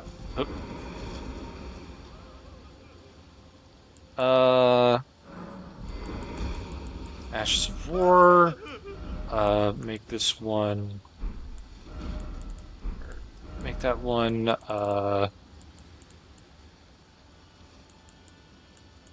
Stormblade. Yes. Make it blue. And then the other one, make it that, and also make it blue. But the Tales from the Loop, I've been doing that one pretty consistently. And the idea that I had for that I still really like is that, like, the whole main quest that they're on is, or like the main mystery that isn't just the ideas that they gave me. This looks like fucking Altus. Is that they are it's like solving these mysteries that are in that are all caused by one man, a Dr. Shorikai. But the reason for these things comes from, like, I had it envisioned in my head that there would be 5... What? That didn't even hit me! I'm all the way over here! That's some bullshit! Okay, but each one of the mysteries that they solve is based on one of the 5 stages of grief, because the truth of the mystery is that Dr. Shorikai had been diagnosed with cancer, and he attempted to cure himself, which didn't end up working, and so everything... it's just sort of like an exercise of him coming to realize of, like, oh, fuck, this isn't working. But it's done through kooky, definitely not inspired by magic stuff. Like, the whole first mystery was that,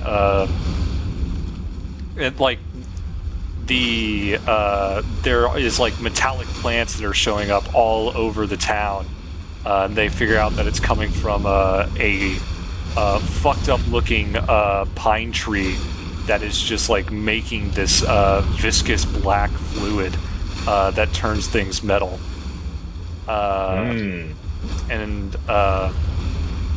basically the long and short of it is that Dr. Shorikai made a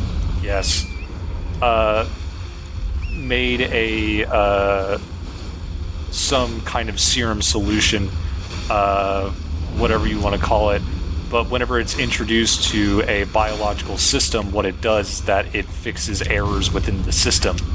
And how this manifests is by turning things mechanical or metal. Take a wild guess where I got that from.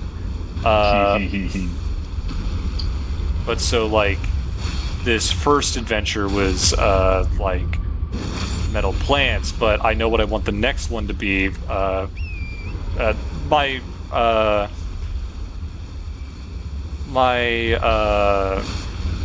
reasoning for why the first one would be denial is like he was just only recently diagnosed with cancer. This is him like trying to like continue his work or whatnot. And like he thinks that he might be able to use this to help him. I realized whenever I was running this session, I gave hints that he was possibly not well, because he coughed, like he had a sudden coughing fit and looked at his. The fuck? Is it on the ground? I don't. Okay. Oh, what the? No. It's just hitting me whenever it feels like it.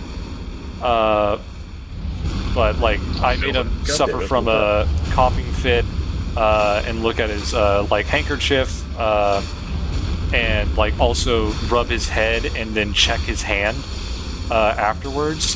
Whenever I realized that, oh wait, he should have already injected himself with the serum, and so I had to reorganize things in my head, and I think I'm going with the idea that he has injected the serum, but while it might have corrected some things, other things that are coming up are now being corrected, but they first have to manifest.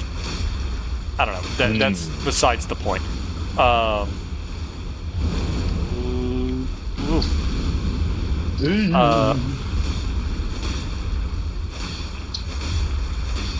Please die. Oh, come on. Come on! Got it. Thank you. But, so denial is him, like, thinking that what he's using isn't dangerous, and that, like, it isn't going to cause, bad things to happen. But the second step is anger, and I know exactly what I want to do for that. Because in the last mystery, one of the kids in town, their dog went missing. And they could not find the dog. There was evidence of the dog being around the ironwood tree, but not conclusive evidence that the dog was there. And so that dog has the serum put into them, to where like whenever they find the dog, it has like a metallic plate on its body or something that very clearly indicates that it is not well. Or, well, that it is not entirely normal. Holy shit. So that was... Yeah, they'll fuck you up. And so, what was the thing that was in my head? Oh, wait. Oh, shit, I didn't realize that we can get the Cerulean Coast this way. But the, It behaves like a completely normal dog, but where the anger aspect comes in is that this serum that's now been added to it and like the pain that it's causing it and just how it's changing it is making it progressively more aggressive. And the plan is that I want this mystery to be different from the others, to where it's not like you do the mystery, you do the mystery, you do the mystery, and the mystery's done, we all go home, and celebrate. This is, you find the dog, and you're like, oh hey, we found the dog, but the dog has something weird with it. What else do we do with the dog? I don't know. We have class. And then just having to have this like thing happen in the background and have it constantly come up and maybe cause problems, but they have to keep it a secret or something like that. Yeah. No, I like it. Rip off a magic gun abashedly, because it's such a wealth of random bullshit. Oh yeah. I did one of my first times DMing, I did a one-shot based around Innistrad, and it was, it was a bunch of, oh, where the hell are you? Oh, you're dead. Dead. No, keep going.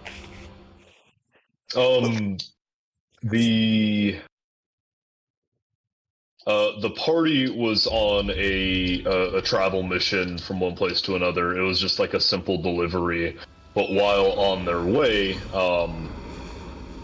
one of the places that they were supposed to stop off and exchange horses with, as theirs were growing tired and it was imperative that they keep going forward, the stables was abandoned and thrashed. And so they leave from there and they're like, "Hey, what's going on?" And they're like, "Yeah, there's been undead that have torn through the walls were breached and the stables were attacked, and so we need to first of all find like the stable masters and stable hands who have all gone missing." And they so they find this out, and they also hear rumors of people caught in a dance. Oh, here's this guy again. So it goes through. They find one of the stable hands at their house, and they're terrified. It's like a small hut.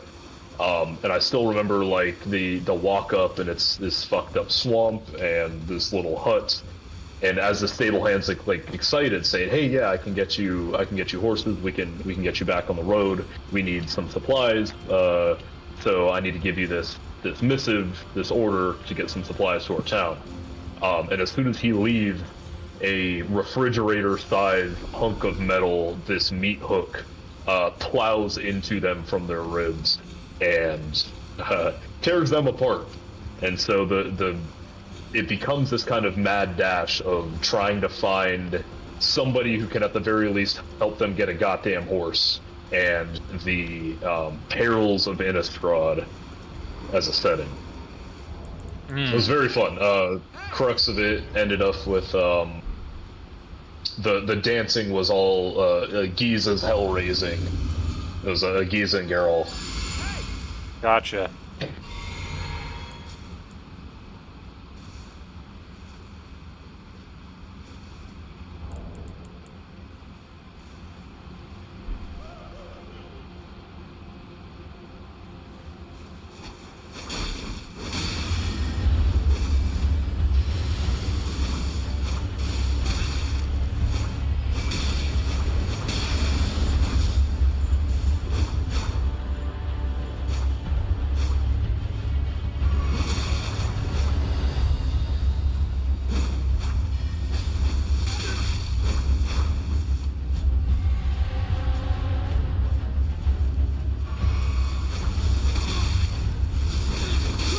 Got him.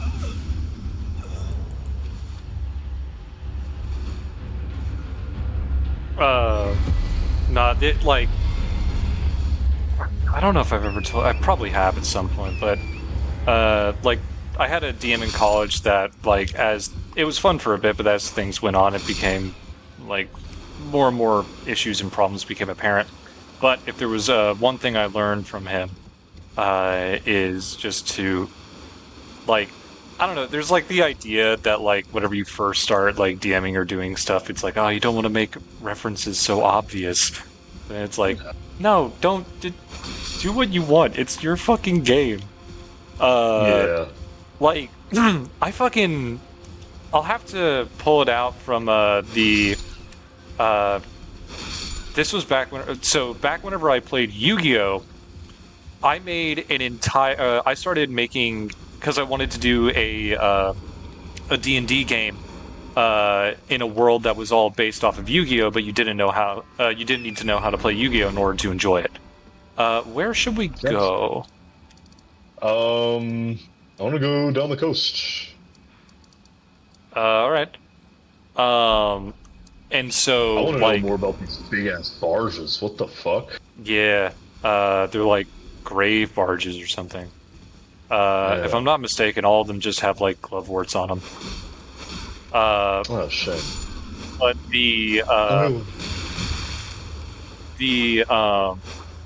what is it? Ooh. I never ended up making. Cemetery shade?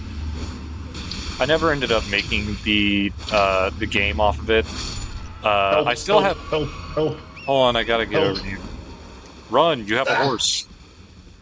No, he hit me with the I can't move beam. All right, I see you.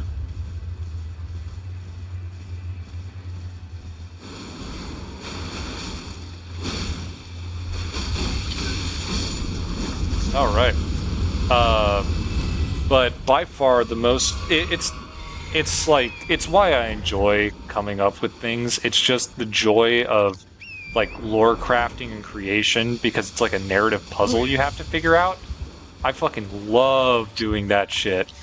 I have entire documents of like, here's the rough timeline. Here is the down here. Oh yeah. The rough timeline. Here is the Cemetery Shade. Here is the pantheon. Here is like the culture of the different, like how the world works. Da da da da da da da. Magic items to help explain the world. Explanations of different groups and whatnot. It was just where I'm at. I cannot help you. I've gone too far down. Yeah, I've almost got it. No, I've gotten plenty of those documents myself. My favorite being just building up, kind of similar to what kind of Elden Ring has. That like esoteric. Here are the general pantheons and the different like political forces moving in the world. So I love that shit. Yeah, in the Yu-Gi-Oh world, the Pantheon and the political force was basically one and the same. Because, they're bombs from the bomb factory. The bomb. They are one and the same because the world is ruled by these heavenly beings called monarchs. They are god kings. Specifically, not gods, god kings.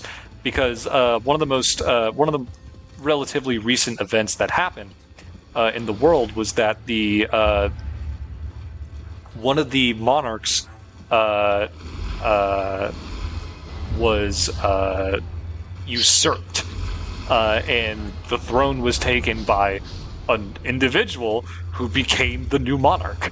And like none of the other monarchs did anything about it because it's like, this has never happened before. We don't really know what to do in this situation. There aren't any laws for it. Yeah. The main pantheon. So like, the way the pantheon works is that there are the worldly monarchs and the otherworldly monarchs. Oh god, just keep going. Just keep going. It's not worth it. It's not worth it. Oh, I've already started. The worldly monarchs, and these are all Yu-Gi-Oh cards that you can look up and see exactly what they look like. But there are 4 kingdoms in the world which are ruled by these monarchs. There's the kingdom of Thessalos, the Firestorm monarch, Risa, the Storm monarch. There's Grandmarg, the Earth monarch. And then there's Mobius, the Frost monarch. And other than that, there are some other monarchs that don't hold like land, but are still in charge of like parts of the world. There's I'm having to remember Yu-Gi-Oh card names. Angmarl, the Fiendish monarch, which is part of an entirely different thing, or entirely different facet of the lore. There is Kuraz, the Light Monarch, and there is Caius, the Shadow Monarch, who usurped Delg, the Darkness Monarch, and took his position. But gave them all their own. Oh, and the 2 otherworldly monarchs are Erebus, the underworld monarch, and Ether, the heavenly monarch. And the way that the ruling kind of worked is that the laws set by Ether and Erebus go down, are what everyone abides by, and the laws set by the worldly monarchs are what just people in their kingdom abide by, more or less. Okay. Oh, we got a boss coming up. Oh, I don't have any. I already used it. I'll sip you, sip, I sip. Let's see what's in here. Oh, it's the dancer. I just picked up your perfume.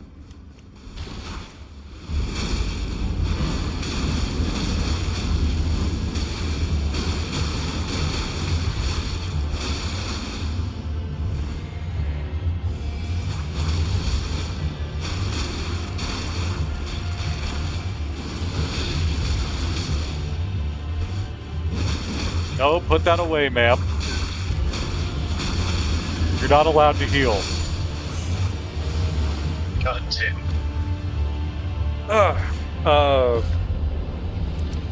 But like, honestly, my favorite part about all of that was just, ooh, the dancing blade of Rana. How fun of a weapon would those be? They are a purely dex weapon. Unending dance.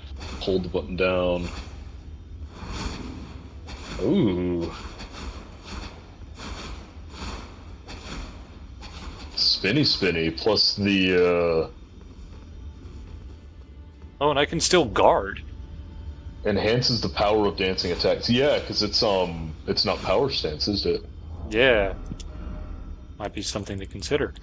Oh, But you still get 2 of them? Sick. yeah. The like all their different the monarch's characters influence like how they run their kingdom. Grand Marg is very like you take the good with the bad, and though he has the power to make sure that the earth is fertile 24/7, he doesn't because he doesn't want his people to grow complacent. Risa is a free spirit and does not believe in holding things down. Oh fuck, that was another one. Zaborg, the Thunder Monarch, declared war on Mobius. No, fuck. Oh, god damn it. I'm gonna have to, like, pull out the fucking thing and just go down it. There was a period in time that I came up with called the Monarch War. Zaborg tried to fuck with Mobius. Mobius kicked his ass. Okay. And so Risa was then chosen to be the new ruler of that area. And Zaborg like had everybody worship him in complete devotion to him. So Risa wanted the exact opposite of that.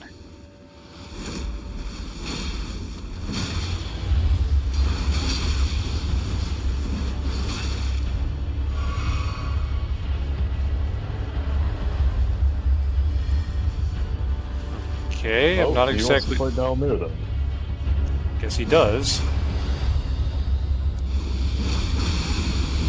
I see. Oh, I get it.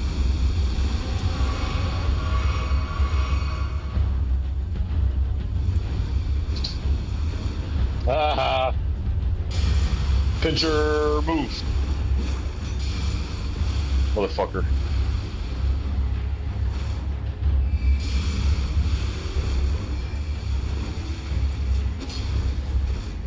Oh, asshole.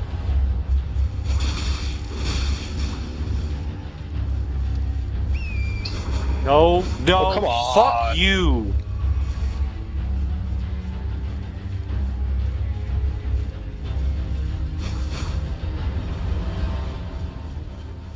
It's fucking,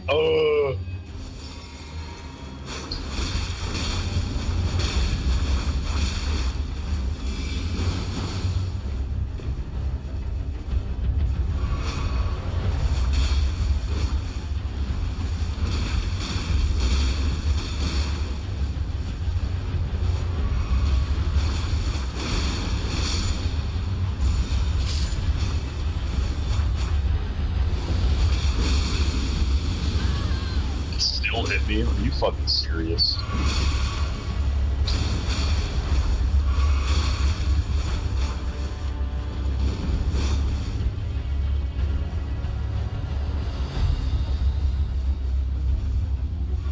Yeah, I'm really not too keen on this guy. Oh, okay.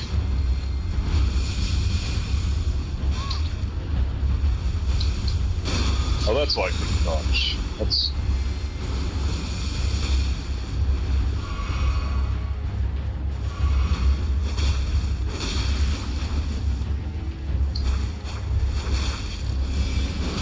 Nice. God damn it, I just don't have enough stamina to keep that up. Oh, I timed that so poorly.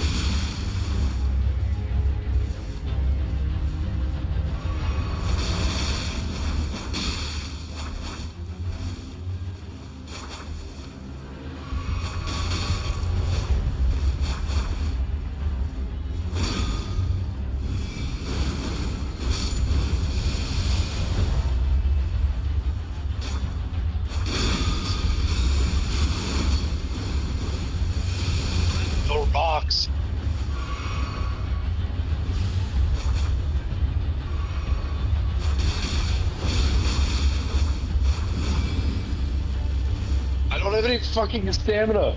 Ah.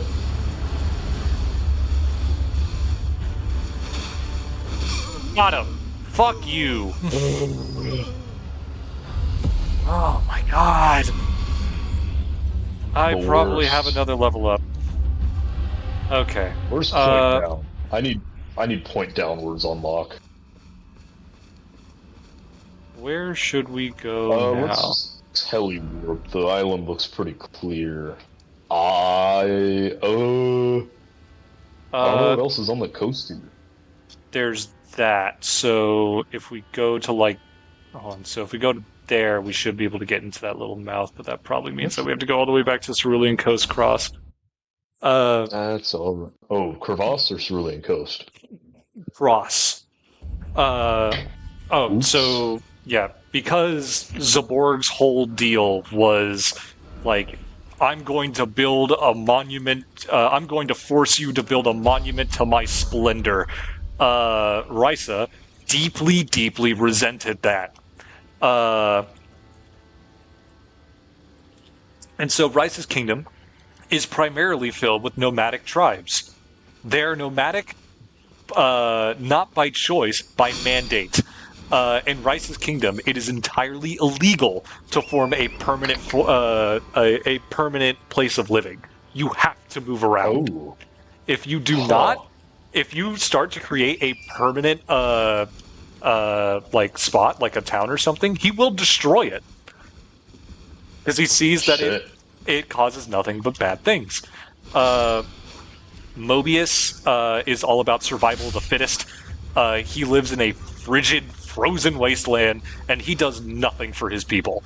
The way that he views it, it's like, if you choose to live here, then if you die here, that's your mistake. And then Thestalos, who's probably my favorite, genuinely cares for his people.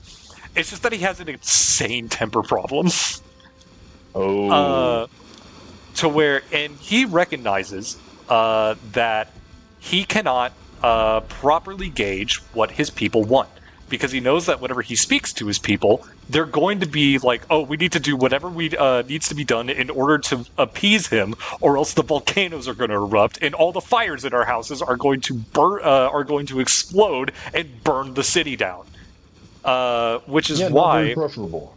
Yeah, which is why he puts the most amount of faith of any monarch in his vassal. Vassals are like their second hand, Berlineth. He sees Berlineth as the voice of the people. Caius is very conniving and ambitious. He has plans, hence why he killed Delg.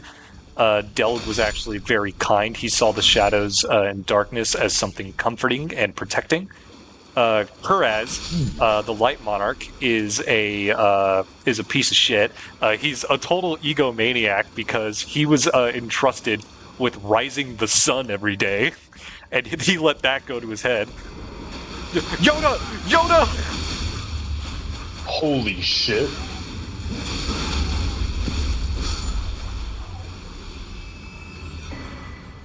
Starlight Shards.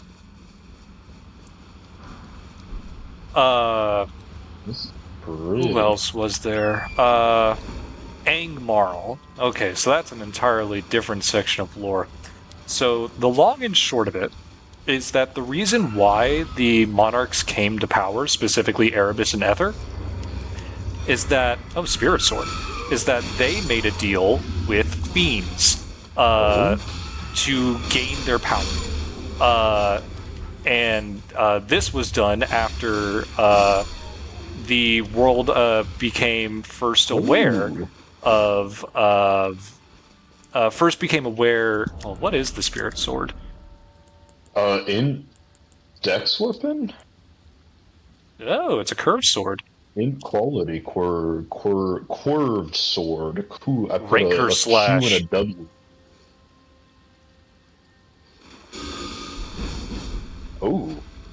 Oh! It makes rankers to chase. That's cool. Fuck, what the hell was I on about? Right. But so, in forgot what I called it, but it was a like 2-shot adventure that I ran. The Day of Dark Destiny, that was it. That was I had each of the players play a historical hero, like of the they played as like story knights of this kingdom, and then it was just a 2-shot adventure, because what happens at the beginning of the adventure is that skibbity is that the prime material plane becomes or the world becomes keenly aware of the existence of other planes, as the fiendish plane breaches into the overworld, and a fiendish invasion begins. And so it's y'all's mission to like go and stop the invasion of the fiends. The end result of that is that they are pushed back. But what happens is that the end result is the king and queen realize that during all of this, a fiend managed to sneak into the royal capital and slay their son in his crib. It was said that after that day, someone saw the king and queen enter the last remaining gate to the fiendish plane. And I'll take care of the ads. And then suddenly, I have to look up the exact specifics of the lore that I wrote, but basically, the king and queen walked in, Ether and Erebus walked out. Oh. Yeah, they made a Faustian bargain for power. And the first thing they did with their power is immediately use it to subjugate the gods that they just got their power from. Oh shit. Which is, rounding back around to where this entire tangent started from, Angmarl, the fiendish monarch, has been plotting this entire time. Because I think, like you've played D&D, you've had schizo monologues to yourself.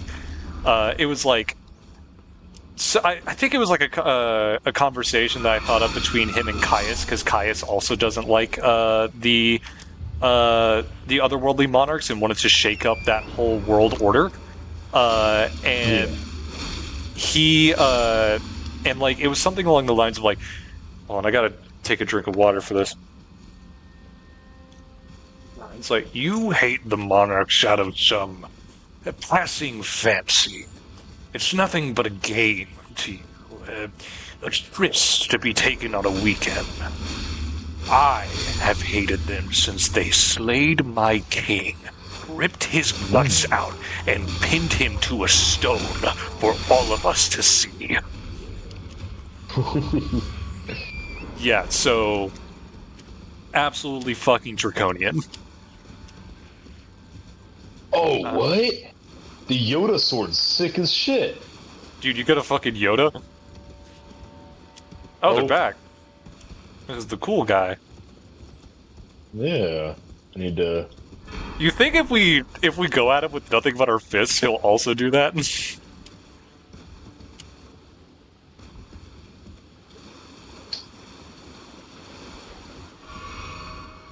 Gotta be the best, but you're only a man. Yeah, de-equip your suit. See if he takes it. Hey!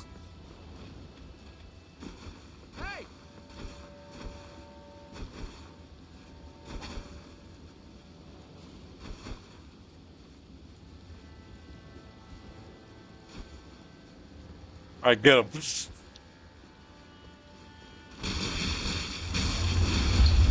Get him!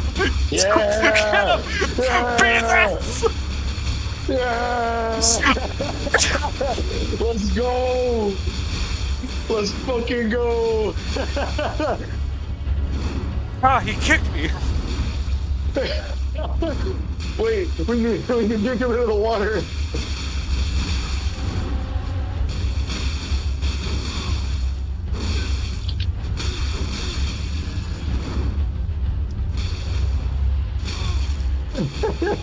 Ah, this is gonna take forever. No healing. I've done like 40 damage to him. I've also done that much. Oh! It's just so much blood! Oh my god! Holy shit.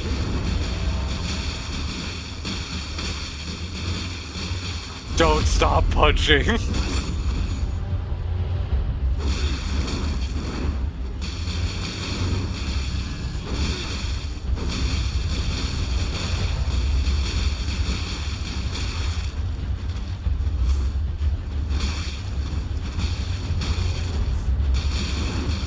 And back to our regularly scheduled program. Just beating the shit out of each other.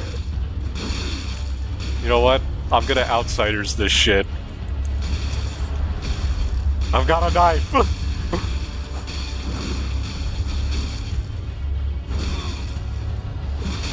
Oh, he got the poop knife.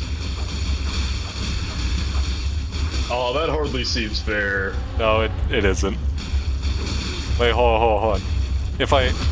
Take out the knife, take out the knife, take out the knife. What? Get a dagger, get a dagger. Get a dagger. We're gonna have a knife fight. I can? Oh. Just a plain dagger? Yeah, just a plain dagger. He has to have one. There we go! Yeah, let's fucking go.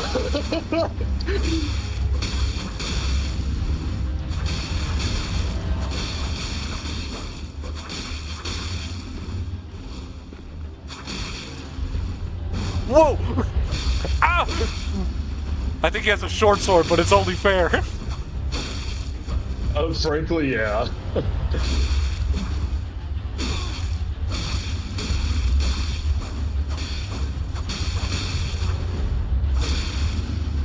What a G.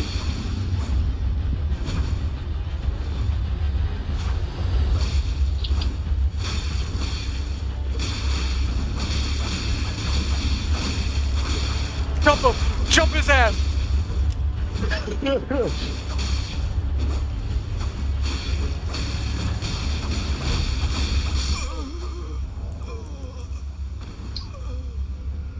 Well, that was downright goofy.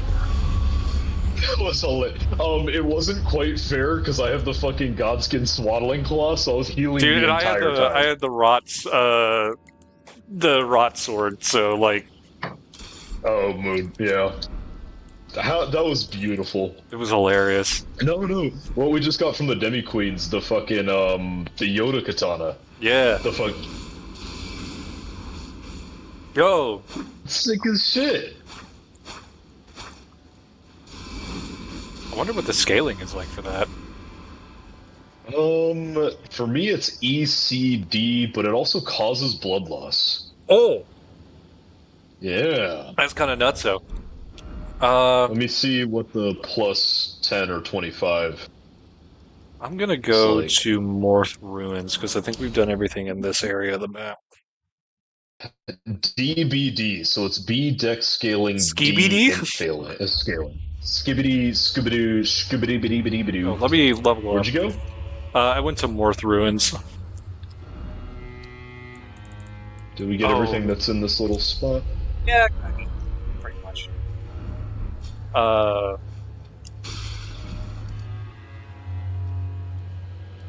all the fucking demi-humans respawn. They're unhappy with me. I just heard fucking screaming. Yeah, I need a I higher... gotta get out of their aggro so I can teleport. if there was one character in that whole world that I had just the biggest soft spot for, he was my pet character, was Utopia. I love Utopia. Not only a fun deck to play in the game, in the actual game, but the character that I made for him. The whole the tentative name for the campaign was "We Can Be Heroes" because the whole idea is that the party would find these on their first dungeon crawl. They would find these broken masks, and when they put them on, they realize oh, it gives us magic powers. But at the same time, they realized that whenever they went back to town, if they were wearing the masks, people would address them as it's oh my god, you're the legendary masked heroes, and they're like, what the fuck are you talking about?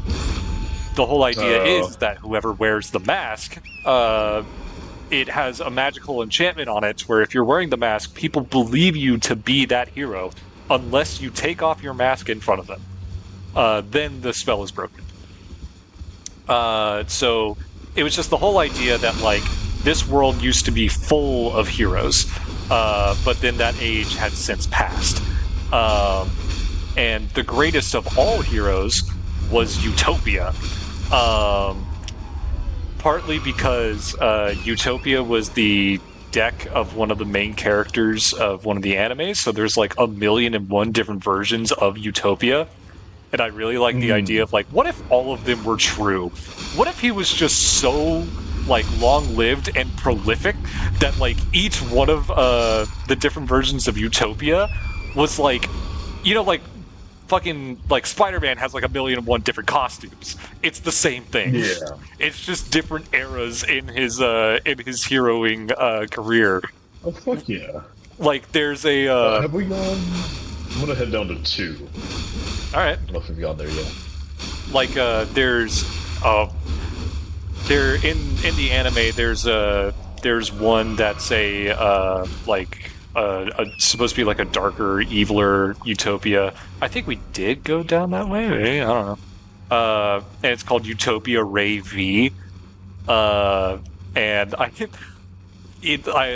purposely in my mind Utopia is just the right amount of cringe to where whenever he became Utopia Ray V, there was something that made him it's I can forego my honor. The V stands for vengeance. Oh no. And then there's another version of Utopia, which is called Utopia Ray Victory, which would be his redemption arc. It's I was wrong. I used to think that it meant that the V stood for vengeance, when in reality it stood for victory. Hell yeah. But just that idea of him being really long-lived, I really like. But then that came with the natural realization of hold on a minute, how can he be so long-lived? What is the source of his longevity? And then I had a great idea. So despite the fact that the monarchs are god kings, there are still gods. Be a minute. Gotcha. And Utopia is the god of heroes, but he doesn't know it. End boss first step. Oh. No, that reminds me a lot of it started off as a buddy of mine's player character in a campaign that went nowhere and turned into kind of everybody in the friend group's DMPC. Xanthrax the Blank. And as the story goes, Xanthrax was a shitbag druggie who would basically try anything if it would make him feel different. But in one of these times where he was trying something a little illicit, got him. Nice. Fuck you. We were talking. He tried this potion that whatever the potion was, it did nothing. But then he was raided by like the fantasy police, whatever, the drug enforcement agency of whatever this world was. And in his panic, he had a little bit of an anxiety episode, and that anxiety episode interacted with his gut bacteria, which, in a sense, created this alchemical solution that forced him to travel between universes. Okay. Planes of existence, or just straight up different people's campaigns. And Xanthrax always talked like this, because he's Xanthrax, the blank. And it would always come that, Xanthrax would come in and cause a fuckload of problems, and be the universal, like, he causes a bunch of shit to happen because he's a force of chaos. Everybody has to try to damage control that, and when his problems inevitably come to a head and force him into an uncomfortable situation, he, not through his own will, randomly just popped out of existence. Oh, whoa. It's a belfry. A belfry? Oh! I didn't even know this was here. Holy shit. Where does this go? Your Get up here, fucking silly torrent boy. is just floating. What the fuck? He was Tokyo drifting in the air, like, Yeah, he does that sometimes. right by me. Hells. Oh, what's the... I don't know where it goes.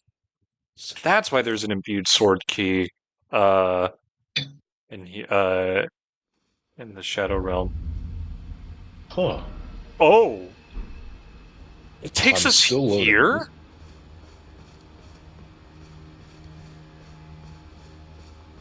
Holy shit.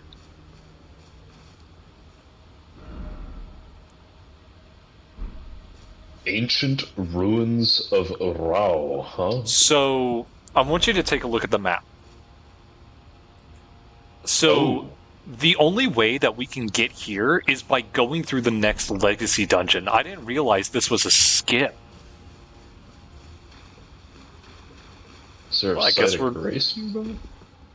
Hopefully. There's a Horn Knight, but...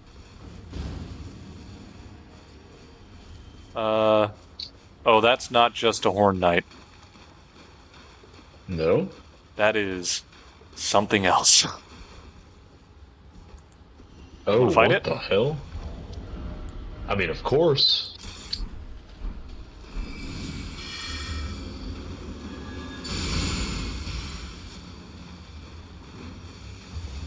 Oh, what the hell?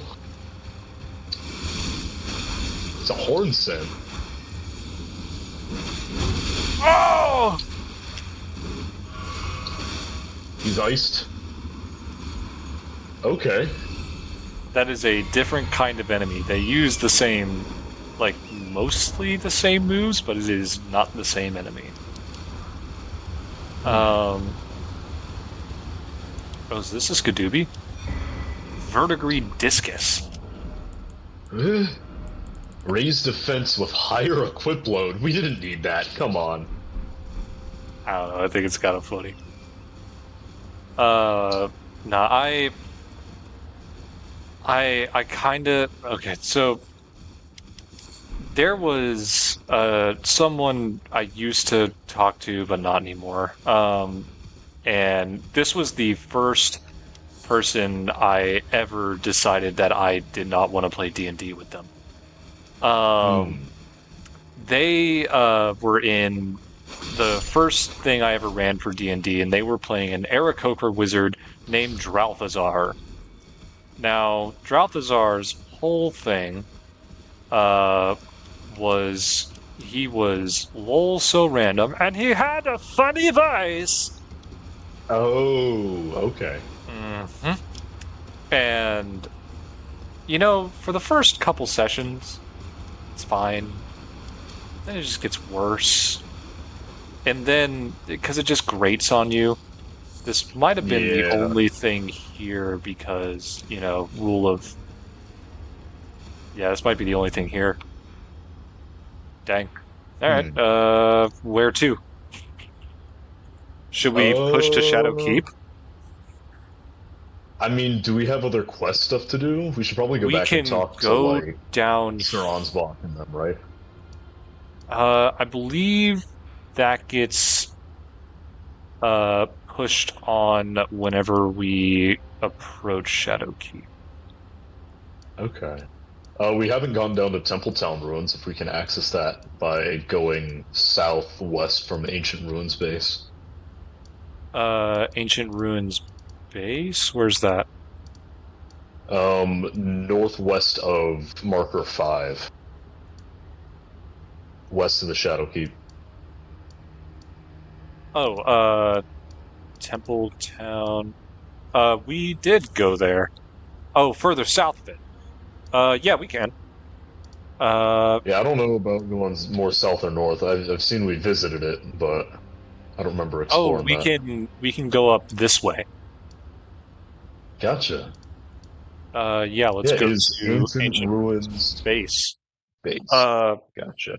but No, it, those kinds of like player characters. Like Xanthrax is funny because he was a one-shot player character who turned into a. The DM didn't want to prepare a serious session. We're gonna go on a Xanthrax adventure. So it was Okay. like every once in a while. The worst part was that like, if like, this was that was the character he ran for my campaign, but then like for other campaigns, he would use the same character because he showed up to the session not having prepared another character. So he's like, "Oh, I'll just play Dralthazar. Everybody will love that." Even though he's level 5 and we're all level 4, we're all level 3 at the time. That's some shit. And like he would, like aside from character choices, he would also just like try and flub his roles so that he could get an eventuality that he won. He would like, God, I remember he did something that was just like fucking shock humor that wasn't funny. It was just really gross. And then like whenever the DM, rightfully so, it's like that's not how that works, dude. Like he ended up killing his character, like just Dralthazar slit his own throat. Which because that adventure in my campaign, because everybody started creating ties between characters, they like they just said that, oh, they're in the same world, and I'm like, God damn it. Okay, I guess they are. So that means that Dralthazar's dead, but at this point he's already infected with the MacGuffin. So yeah. I can start doing stuff, and I can, like, you know, I realize it's a poor way of phrasing it, but in the moment I was like, I can put a leash on him. Like, I can rein him in, I can give him things to do, and allow him to engage in the story. Well, yeah, and sometimes then, you have that problem player that you just need to appease enough to, like, oh, Larva's here, thank you. Oh, whoa. But yeah, you have that problem player that you're like, okay, you're here, like, we're gonna be playing with you anyways, let's figure this out, let's do something. Yeah. As unfortunate. Yeah. And then oh, did you go up? Oh, we have to... Oh, I'm at the Templetown, sorry. There's a spirit stone, or a spirit spring that we can open up. Here it is.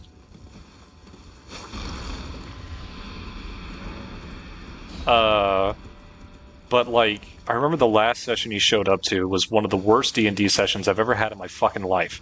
Because this was before I could tell people no, and I just like said, yeah, you want to play? Sure, come on in, despite the fact we're starting the 3rd chapter, and you have no idea what's going on, so I have to do multiple character introductions, and I also have to wrangle things, and then at the same time, one of my friend's dads sent over someone in a limo, and then some of them were like, let's go ride in the limo. I'm like, no, we're doing this. And they went and rode in the limo, and I'm like, what the fuck is going on? That's, yeah.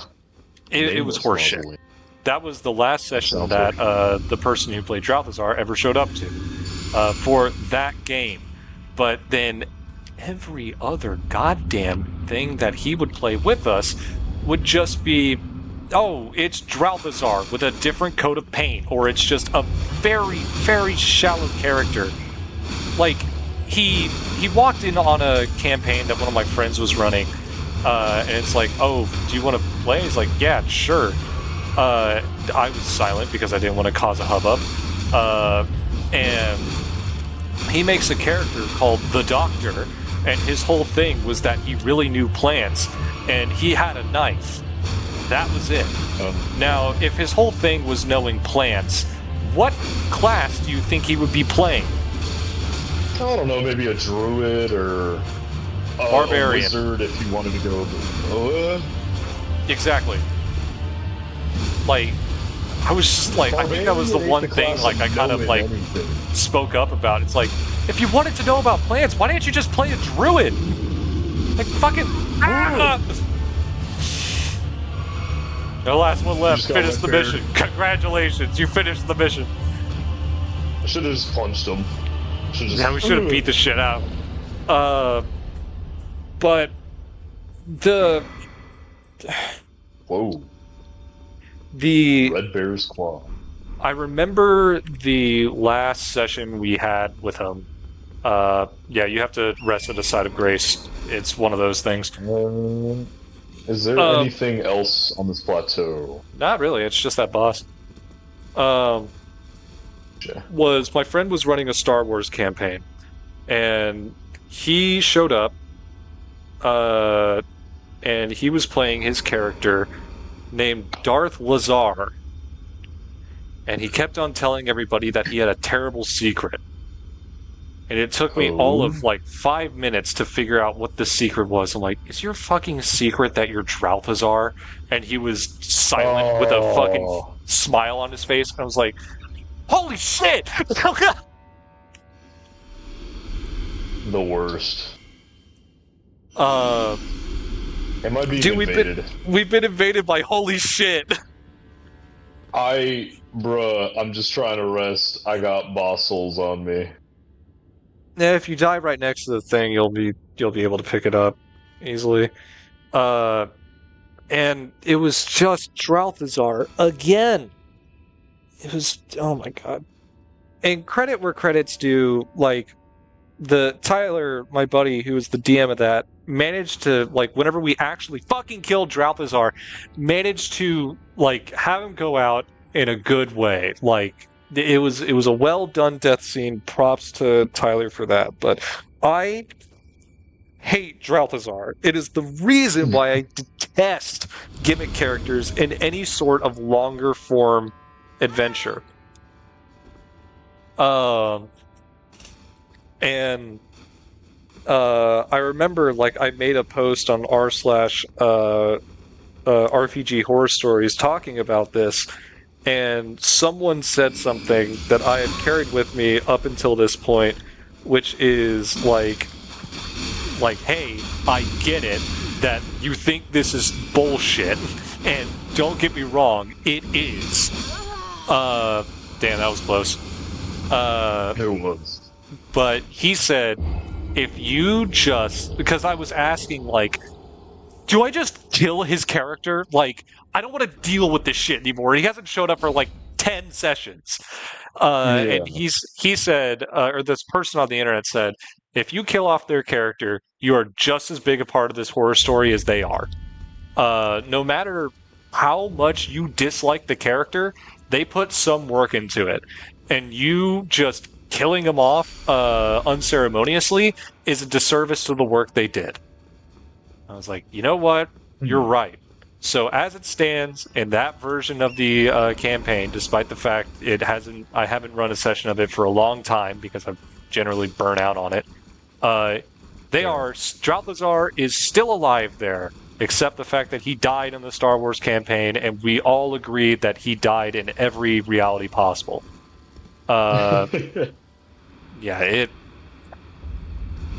That character truly tried my patience. Certainly. I mean, that's just a DM horror story, like you said. Yeah. It's just that A buddy of mine in college, Let's head towards decent enough one. Oh guy. wait, you're dead, aren't you? I am leveling up currently. Okay, then I'll just Um, teleport to you. So your buddy in college. yeah, decent enough guy. He got his civil engineering degree. He got his pilot's license. He's trying to commission into the Air Force. Um, so has intelligence. Otherwise, fucking dumb as shit. I mean, like truly dumb. Book smart, not person. street smart. I love him. I wouldn't even go like, just not. The best example that I could give, he had a very on and off again relationship. They were fine enough together, but he is mixed race, and his girlfriend's parents at the time were quite regressive, we'll say, and had a problem with that. So that relationship had to end. But I was still like friends, of course, because they're on and off again relationship was there for years. I was still like friends with that person, and I made that clear to him. And I went over. They lived at the same apartment complex. I went over to just drop something off at his ex's. As I was leaving, he was coming back from getting groceries, and he flagged me down. I was like, "Hey, what's up, man?" He's like, "Oh, I'm doing all right. What brings you here?" I was like, "Oh, nothing. Just swinging by."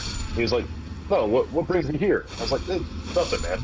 And he kept pressing, and I was like, "Fine, yeah." I flung by to drop something off for this person, and he got all sour and upset. And I'm like, "Man, I get where the connection is coming from, but you're like correlation is not causation. Yeah, it's just like, come on, man. Whoa, they're pink.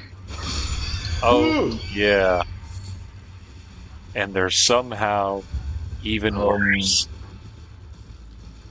Yeah, just like he's just like doesn't have the capability to take a hint, can't like read past that, and not in a like and I say this with like full respect, like not in an autistic, I am not like capable of doing so. He is just not smart enough to pick up on that, not observant enough of his surroundings and so on. Whoa. Poison flower what? Is that a fucking like is that like a kung fu movie I've never heard of? For real. Now in theaters, the poison flower blooms twice. We had invited him to play D&D because he was kind of feeling bad about being left out. This is before that whole shenanigans, but our friend group was playing D&D quite a bit, and he was like, "Hey, I'd like to join in." I'm like, "Yeah, of course." Definitely like did not understand that we were trying to do collaborative storytelling. He was trying to understand the like Call of Duty-esque game that was going on. And when that didn't work, it was just like, whatever, man, you're here, we're hanging out with you. When he disengaged from it, this is what made this my least favorite D&D session of my memory. He started rolling around on the ground, making, like, gun noises. At this time, he was older than 21. Like, we were all legally drinking.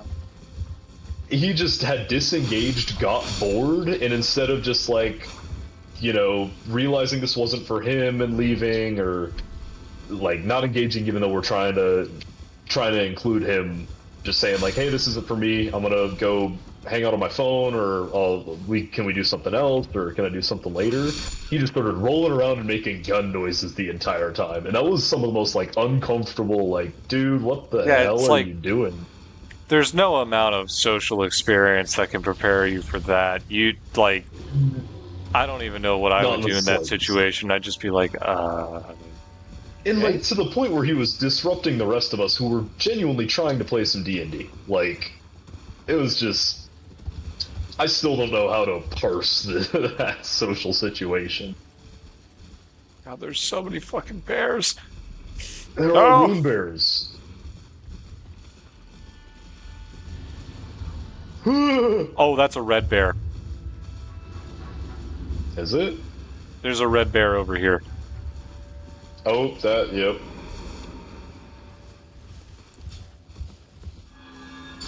I'm assuming that's gonna be a boss. Yep. Alright.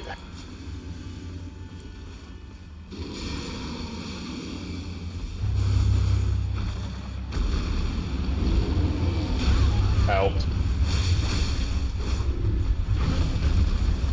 It's a calculated move on my behalf, but I'm fucking bad at math. What the? Did its dick hit me? I'm gonna touch him?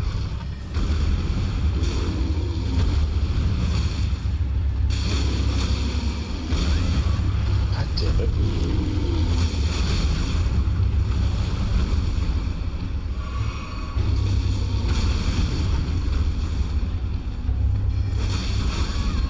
Ooh. Blood proc. Nice. Ooh, I baby. feel like I haven't done any fucking. Oh, his health bar just isn't showing up. Get it, get it, get it, get it, get it. Got it, got it, got it, got it, got it. Oh, it is. Granger. Phase change? Oh, my Oh, weapon. it already has phase changed. My weapon deals fire damage. I should really drop all the ice stuff. Oh, that was early. Oh, yeah, no, I just realized that as well.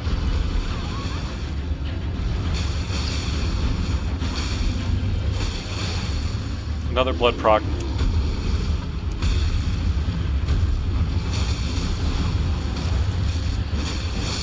There we go. First try.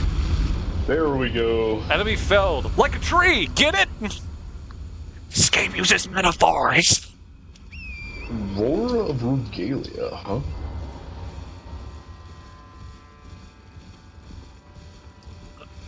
Excuse me. No, I still remember at Clockwork. I will not say names, but there was a younger kid who I played with from time to time. Oh my and I was god, there this is a with pile another of guy. shit. Oh, it is? This is a pile of shit. Oh, what's the quote from Jeff Goldblum from fucking Jurassic Park? Oh, did he just say that is one big pile of shit? Something like that, I don't know. Whatever the magic Oh, card what the says. fuck Ah, is- god damn it. Malicious Wanderer, holy shit! I have like 40,000 runes! Oh, I didn't get any boss runes. The fuck? Yeah, I only have 20,000 runes. Oh, I got another Shadow Militiaman helm. Nice. Alright, where the fuck is they? Here they come.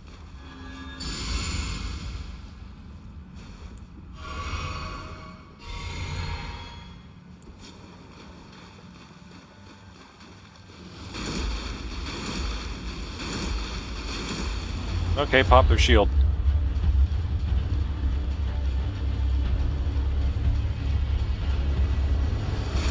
The boar is gonna get you. Oh, it's this guy. Oh, I think I'm desynced as fuck.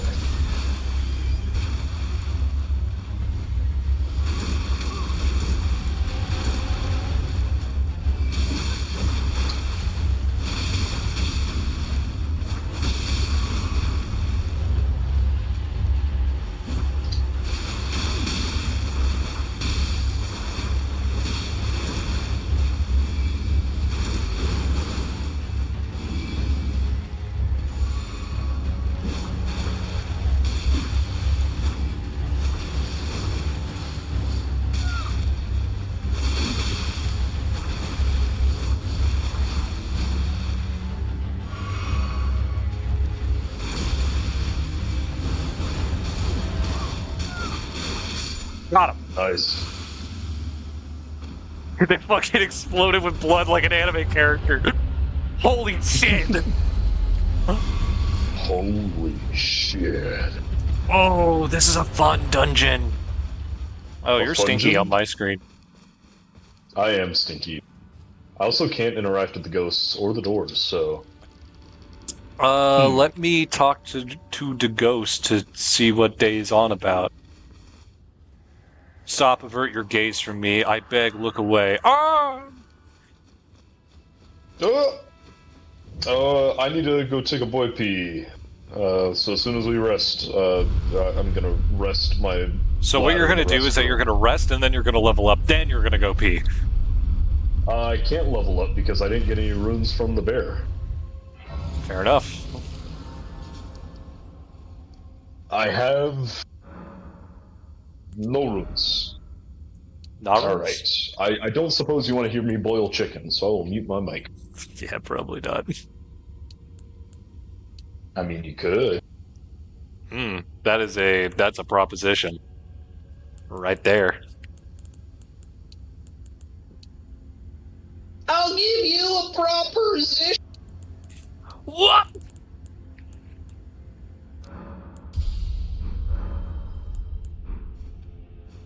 Okay.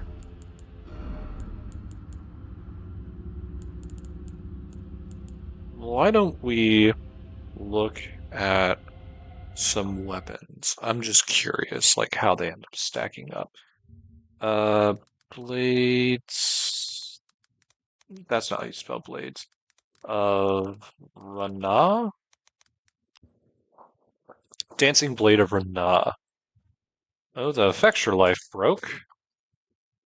Why?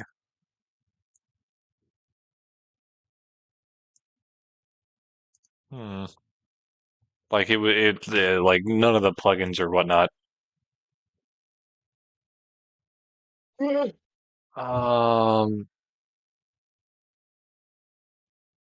You probably can't hear this, but Okay, there we go. What's happening? What's going on?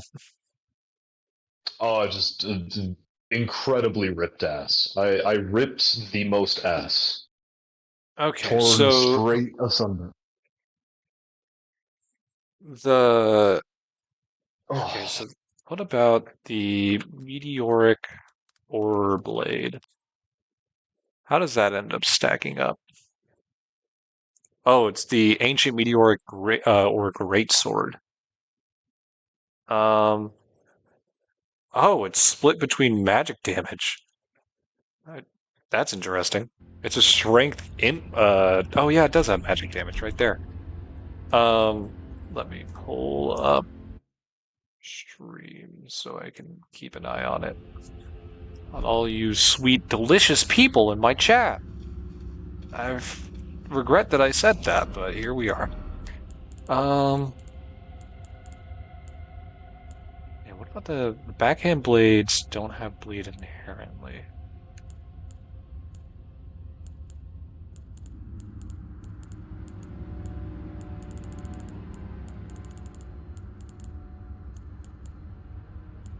What about the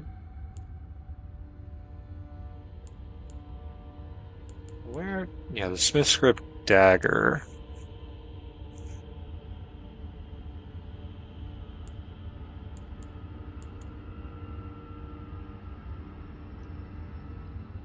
I do think that is what I. We'll get to that when we cross that bridge. So I'm reading about the funny sword, Which one? the Yoda sword. Hmm. What's it looking like? Wait, I have. Uh, I don't know. It's everything that I'm reading about is people complaining that it's a Ash of War spam in multiplayer, which like that's every weapon in the game. Fair. But I don't know. It seems pretty neat, and RGB gaming sword could be a fun like sword and board option. Ooh, Yeah. okay. I'm checking Hello. out the armor that we got. You're looking quite chaos there. Oh yeah, no, if I wanted to look like a fucking chaos cultist. Oh dude, speaking of secret level. Uh Oh, I need to see it. I'm waiting to watch that with Lexi. Not only the 40K, I've seen a clip from it. Holy shit! I'm imagining we're Armored Core. thinking of the same clip, where it's the 4 Astartes. I'm just checking to see if there's anything under it. Yeah, because it's an anthology series, I didn't feel bad just jumping straight to the 40K episode. It's good. Just to make sure. Feels like what Astartes should. Oh, dude! Like, so is the clip you saw like? What was the clip you saw? The clip. Okay, so where they're fighting off all the heretics. Yeah, and like he punches the guy in the chest, sends him fucking flying. It's like the brutal efficiency of it. my favorite thing that was done in that fight was whenever the sergeant got shot in the head, and then just brains him with a head. Oh, yeah. Oh, what? Deathblade from Vision? Yeah, welcome to the gimmick of this dungeon. And if I remember right, it could be circumvented with a very funny item.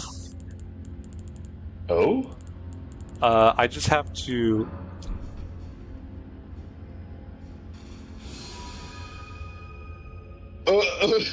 You can circumvent it with the Mimic Veil. You're kidding. I am not kidding. I am gaining Deathblade. I am somewhat kidding. Oh! I am a coffin. It seems to kind of work and then not work, so be prepared to run. Yeah, so welcome to this dungeon. I think I remember saying that, like, while there are catacombs in this DLC, each one of them has, like, a unique idea that I like. That's fun. It feels like a dungeon, you know? Yeah, because, like, the first one had the fucking spike ceilings everywhere. This one has Deathblight eyes. Yeah. Speaking of Dungeons and Catacombs and coming off of our Dungeons and Dragons deal, Friday I have a second interview with a job that I am really, really keen on getting, so hopefully if that's the case, and I'm not going to count my chickens before they hatch, yeah, but if I do end up...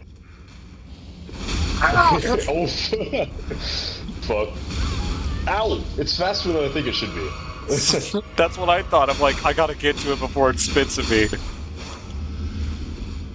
Goddamn pea shooters from Plants vs. Zombies. Actually.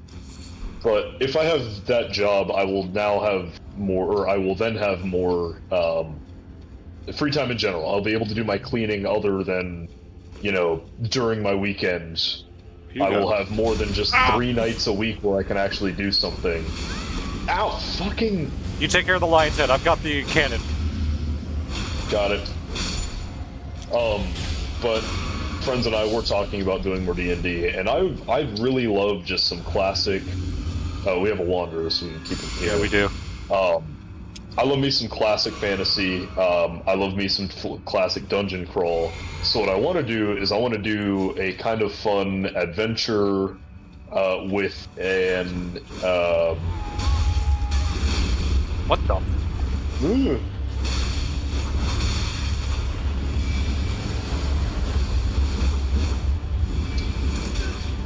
With like one of those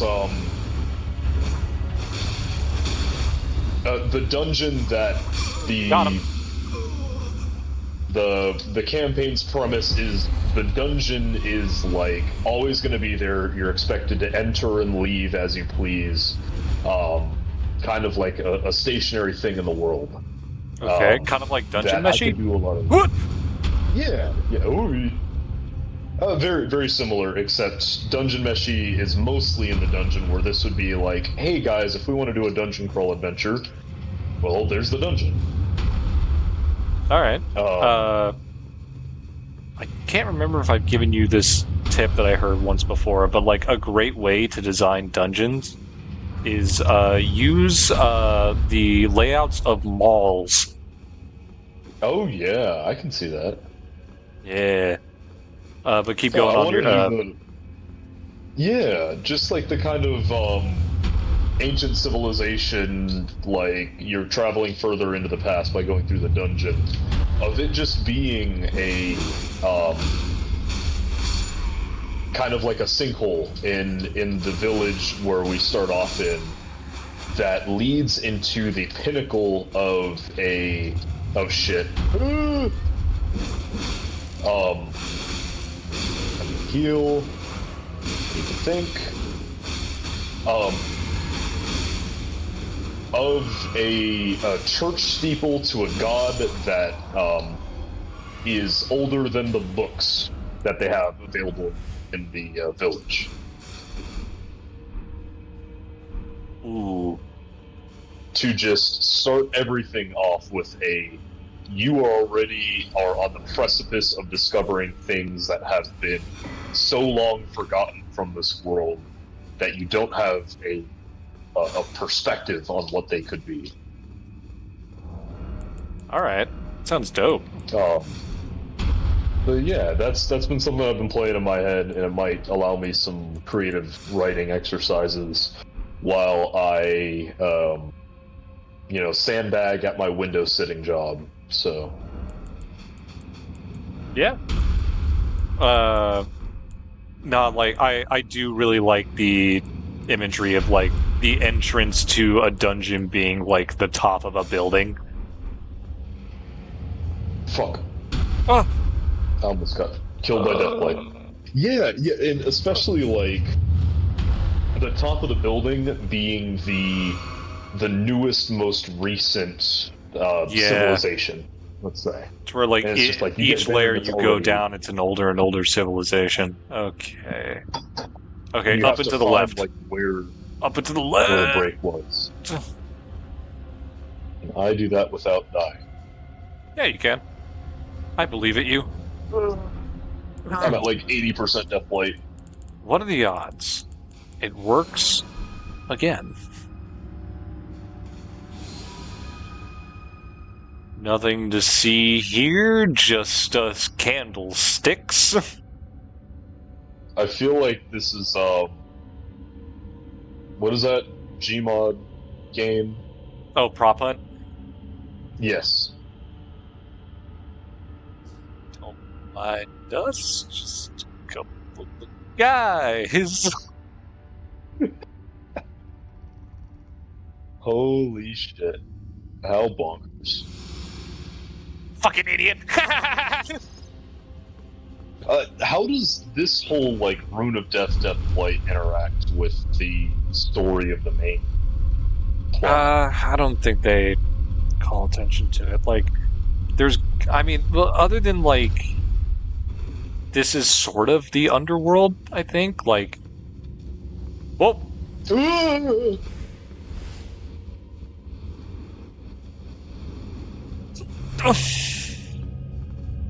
I'm just gonna sit here for a bit, yeah, because I forgot.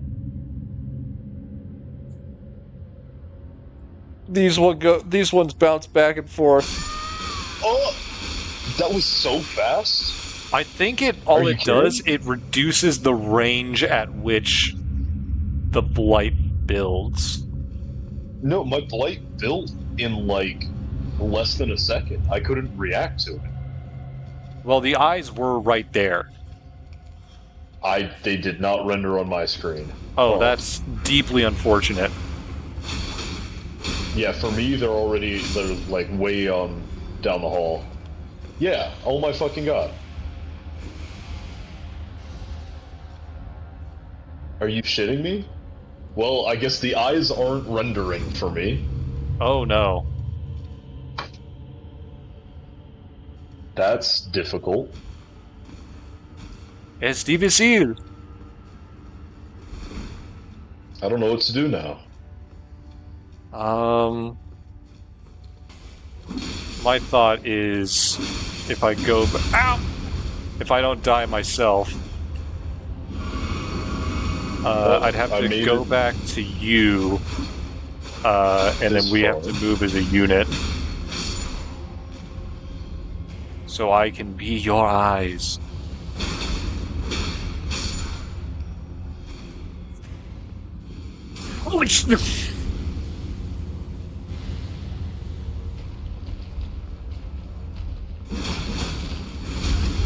Hi.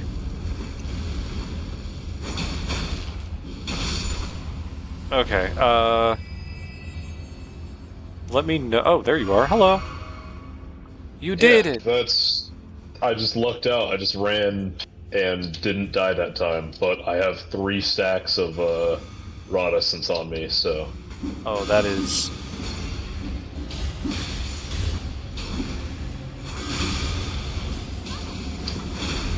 Fucker.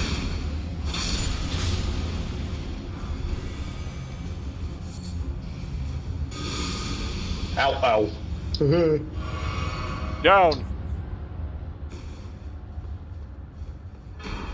No, it's just. Oh, god damn it.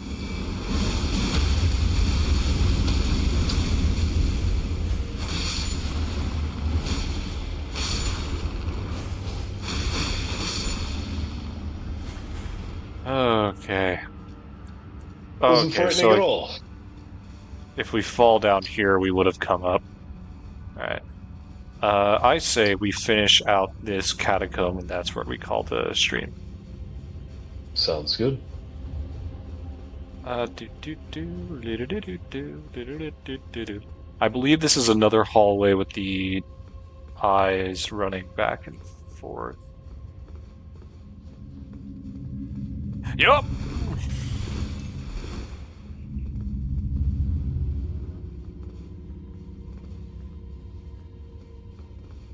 Oh, Holy shit!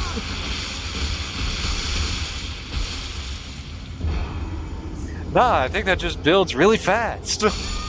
Well, if you saw me bruh. die, why did you go? I do not know. I thought I was him. Alright, Well, I know I'm not built the same. we move as one. Go, go, go, go, go, go, go, go, go, go, go, go, go. What the fuck? What the fuck?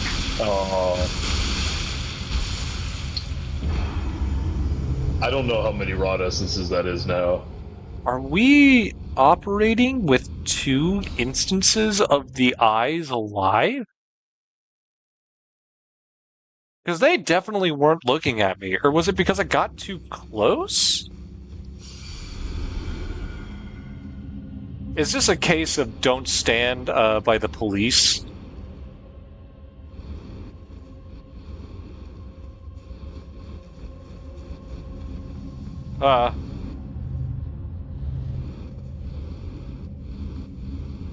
Well, Yeah, I don't see the eyes. No, no, no, no, no, no.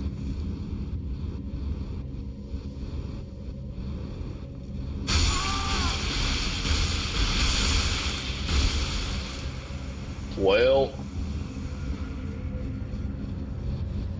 The And that's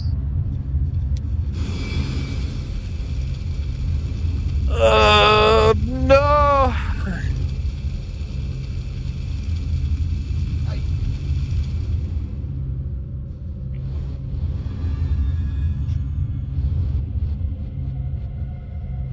Okay. Yeah, the eyes weren't doing it for me either. Alright, looks like you two are just hanging out. yeah. What are you talking about? Oh, Oh, fuck, do you, what prattling pates? Oh, what do you drop? Oh, did you drop something to him? yeah. Cameras ready around 1 p.m.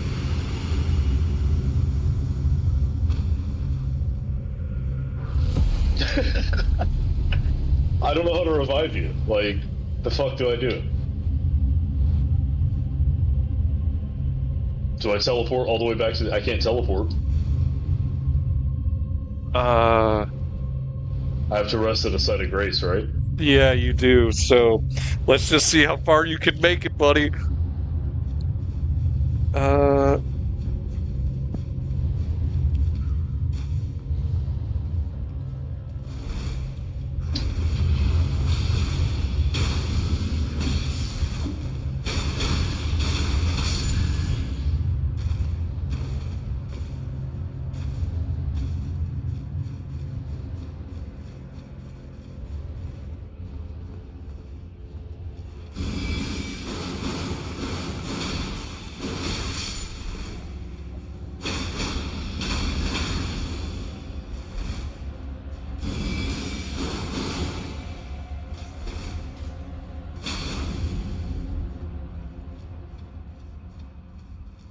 But I've stacked all of the rod essences. I will be the unbeatable. If I just learn to live with this amount of rod essence, then I'll be fine. Don't want to die, motherfucker. I want to. Wait, did you die? I want to live. No. Oh, okay.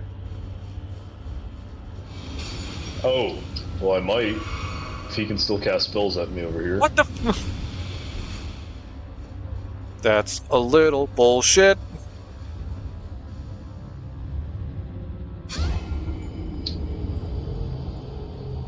Well.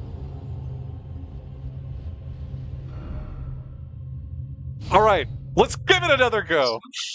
You know what? You know what, Angelo? I'm gonna steal a line from our friend Mellow Fellow. You know what?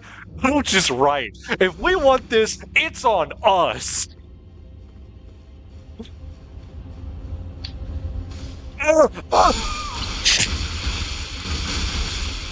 Well. It's on you now. Oh my god. We're gonna get to the boss and we're gonna get blown over in the fucking wind.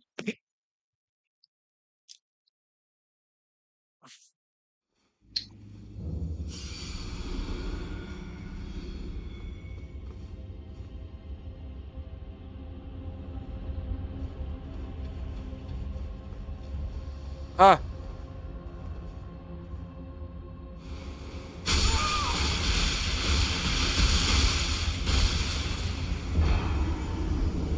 Well, shit.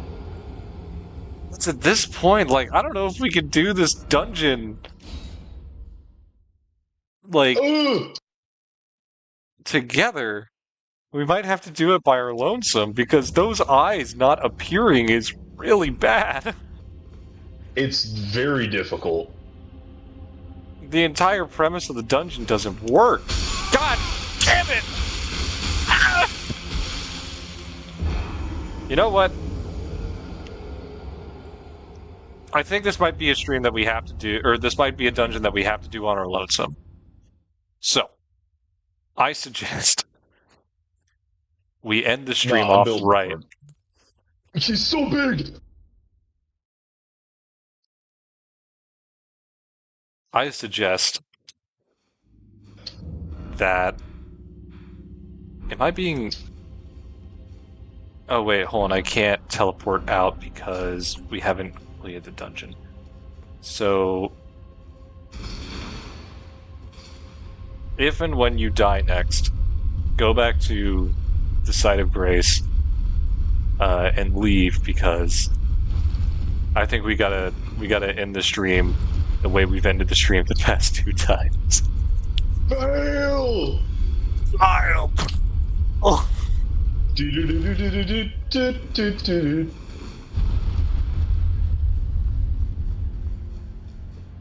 Okay. Can I just mimic I can Veil now past teleport. these enemies? Jagged Pete's Summit. I cannot, in fact, actually. I'm gonna, bruh, Fortnite cheeseburger forehead. What the fuck? Are you okay? I am Rod Essence Despair. Alright.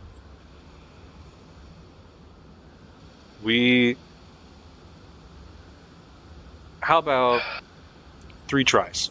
3 tries. That's all we get, and then we end the stream. 3 tries? 3 tries. Okay. First, I gotta... I gotta leave. Oh, I thought you were saying something along the lines of you breaking the seal. No. Not a chance.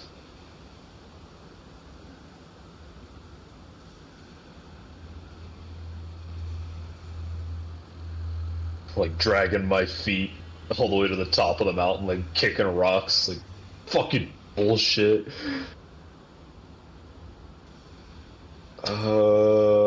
Where are the fun dragon throwing items? Dragon community harpoon. Can I craft more of them? I can craft 2 more of them. I have 4.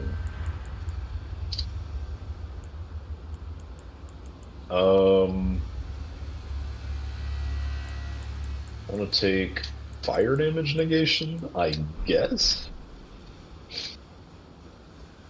Okay.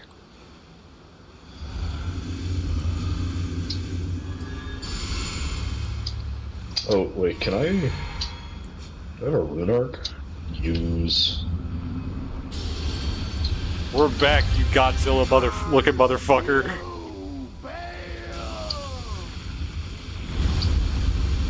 Damn. You will rue this day. Behold, a true great warrior, and I, Egon. Jump. Land. Made flesh.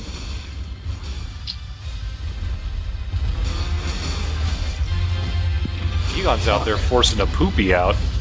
Tail swing. Foul dragon, and I will riddle with holes your rotten hide.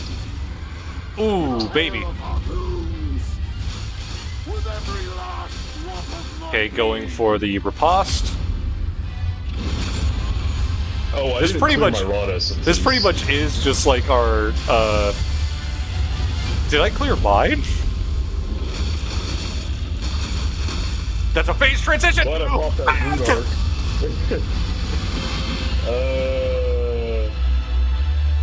Yeah, I could not be more nerfed.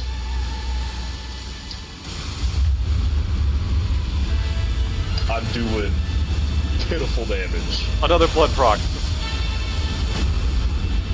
There you go.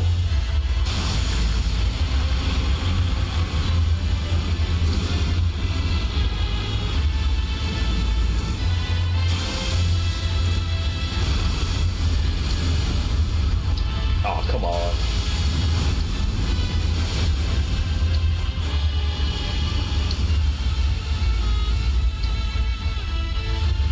Oh! Yeah, these dragon spears are not terrible.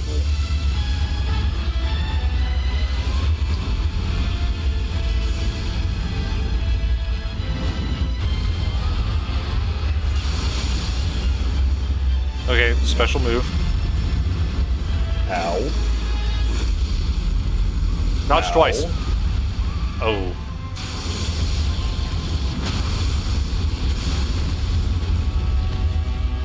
Well,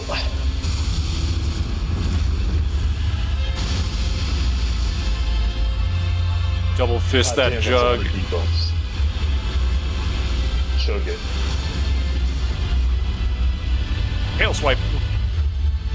Nice, good dodge. Nuke, nuke, nuke, nuke, nuke, nuke, nuke, nuke, nuke, nuke. I believe in you.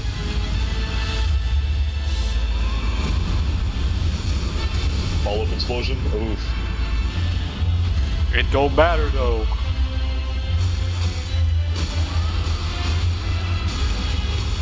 Fuck, I missed the riposte.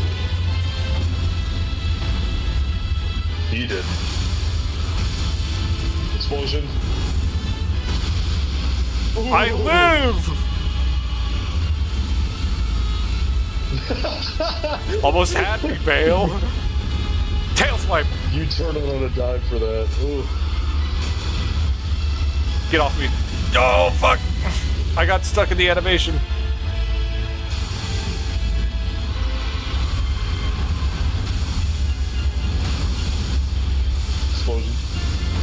Ah. Grab. Ooh. Okay, cinematic. Cinema! Why did it break lock? I'm gonna die because it broke lock!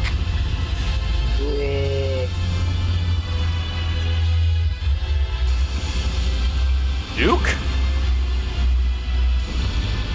Okay. Igon's still rocking it.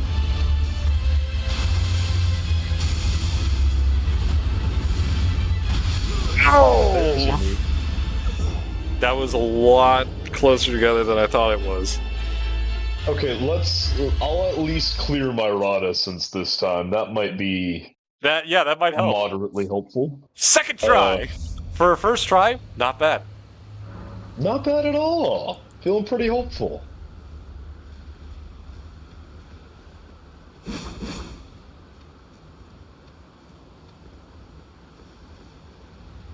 There you are, silly Epic rap battles! Silly Billy versus the unmatched power of the sun! Begin! My name is Silly Billy!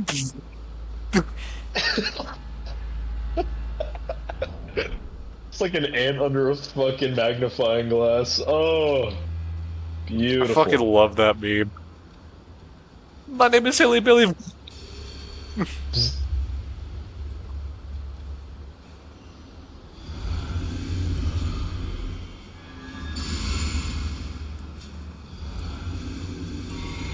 Oh, I guess I'm going through first. Get Egon. Hi, Egon. Jump. Down. I missed the timing. I hereby vow you will rue this day. Behold, That was a grab. great warrior, and I, Egon, your fears made flesh. Get off me. Ranged? Solid scale You might be foul dragon, but I will riddle with holes your rotten hide. Oh, I'm sorry, Odeli. Oh. I'm very grateful that you fucked off. Oh no. Ah. Oh. Okay, I'm gonna try and get a blood proc.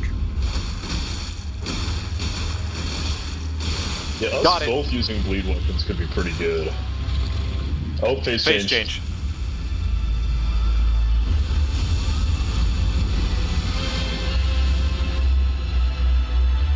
Oh! His ass lightning fucking... Oh! Ow. It's okay, that was only 4 bots for that one attack.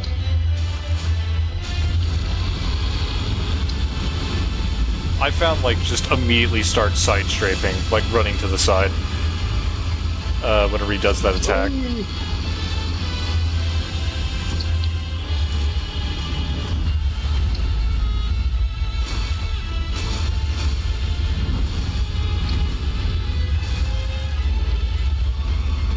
Tail swipe.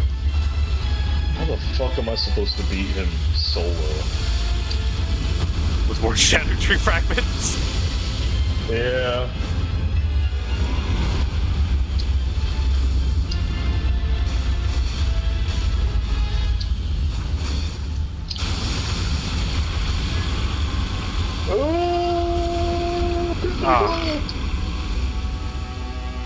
Alright, I'm down to half pots.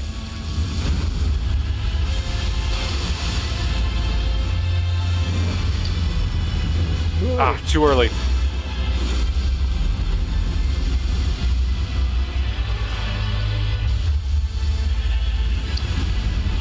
Oh, that's nuke. I'm fucked.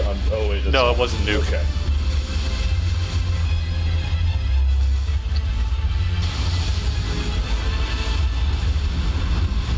Combo. God, he's so cool.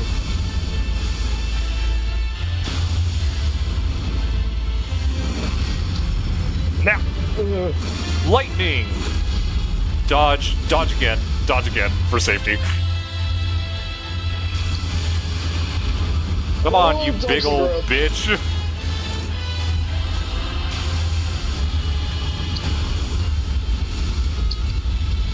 Get off me, get off me!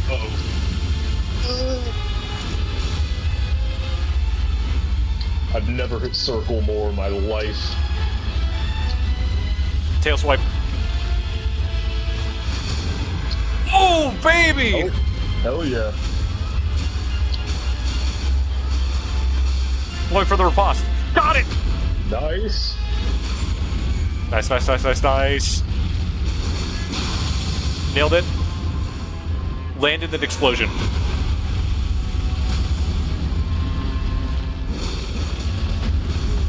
Come on, you big dumb lizard. Let's go! Yes! Bail the Dread. Oh.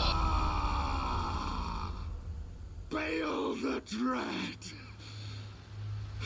You shall haunt me no longer.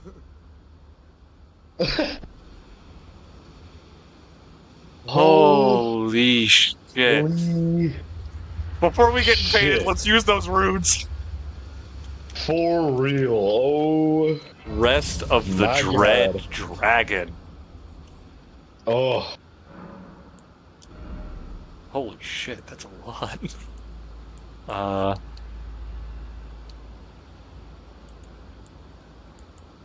What vigor are you at?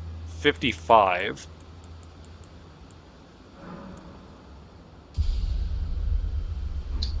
Oh god.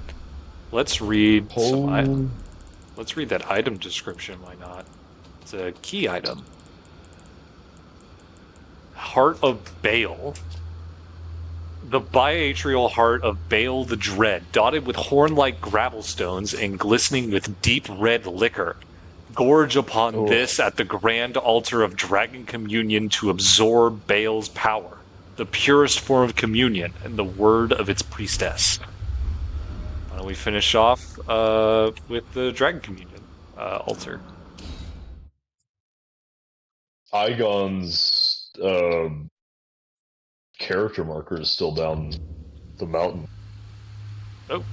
Can we pick anything off his corpse? Yeah, you can get his stuff. Nice. Oh, lady?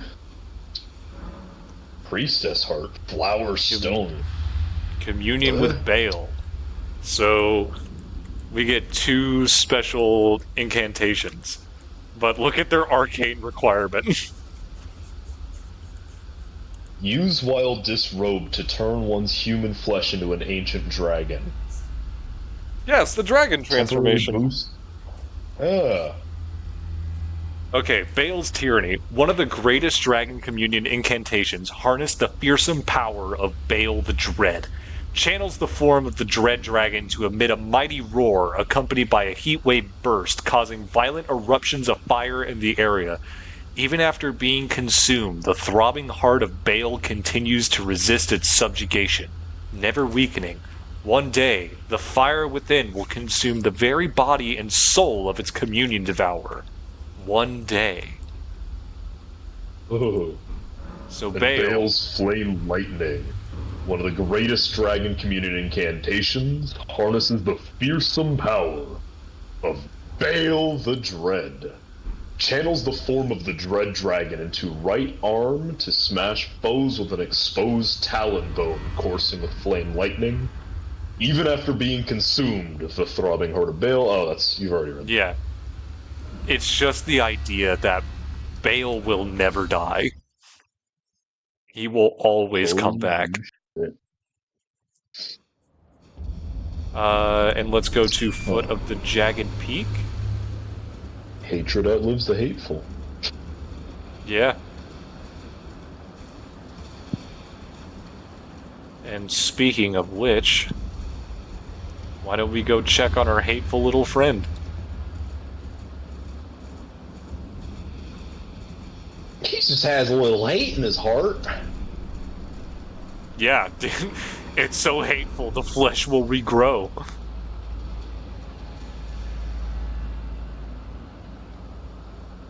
And the Grom the Paunch of Dragon Communion.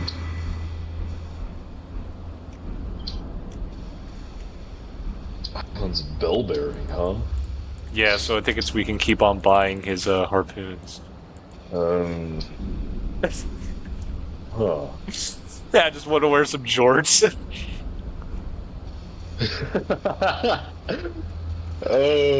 Goofy. Alright, I think that is a fantastic place to end this stream. This time we actually managed to beat Bale, which you're supposed to do at like a lot higher of a Shadow Tree Fragment level, but honestly, one of the coolest fights in the entire DLC. Like, it is For real. hands up cinema. It is so good, and the theme, it's just everything about it is just, it oozes style. Sometimes the camera was a little bad, but out of all the dragon fights, you know what? Out of all the dragon fights you've now done in Elden Ring, which one do you think is your favorite? Oh, Bale's cinema, but man, Dragon Lord Placidusax. Really? That was like the crumbling Farum Azula's like laying down in the grave, coming back in time, seeing that whole the intro cutscene beforehand into one of my favorite themes already was awe-inspiring enough. The run-up taking as much time as it takes to get to him, really showing the scale of how big how big that fucking dragon is. And then you approach and the fight starts, and it's the mechanics of the fight, I will say Bale's were better. As a whole experience, I still think Placidusax holds a special place in my heart. I don't know, but you've got the run up the mountain too. That's what I was gonna say. Like, after dragon. Out of all the dragon we still have fights, an ancient dragon to fight. Yeah, I think of all the dragon fights, I really like Bale's because, like, true, he doesn't have an intro cutscene, but like, the intro cutscene is going up the mountain, seeing the lightning striking, all the dead bodies, Egon and Florisax telling you about how bad Bale is, and you don't know what's going to happen. And as you enter that arena, just bam, right there in the middle, he's fucking there. And then that phase transition is, it's so good. It's one of the best phase transitions I've ever seen in my life. And like, just the way the music does it, to where like it's this awe-inspiring terror that just has to, like, it fades out as you see Bale start to turn around and rush towards you. It's just this spectacle of power, and oh god, it's so good. Yeah. That is one of the best fights in the DLC, bar none. I love the fight with Bale. The only thing I will say is it's got that, like... Well, no, that's a symptom of all the dragon fights, really. It's the I want to be unlocked fighting this, but the creature is moving around to the point where I kind of am damned if I do, damned if I don't. I think that makes sense. I get where you're coming from, yeah, but at the same time, normally Bale's only focused on you, or at most you and Egon, but he was focused on all three of us. So I don't know. Yeah. I think compared to the other dragon fights, his moves were... He has a greater variety of moves, and they all seem pretty fair. I can't really think of ones where I didn't think there was a good enough window to attack. But all that being said, thank you all so much for coming out, watching this. Really appreciate it. I know I didn't stream this Monday for Fallout. I'll be back on it next week. I shouldn't have anything going on. Next Wednesday, same time, same place, same Elden channel, same Elden time, same Elden channel, for more Elden Ring. And yeah, thank you all so much. Y'all have a good one. Peace. Hell!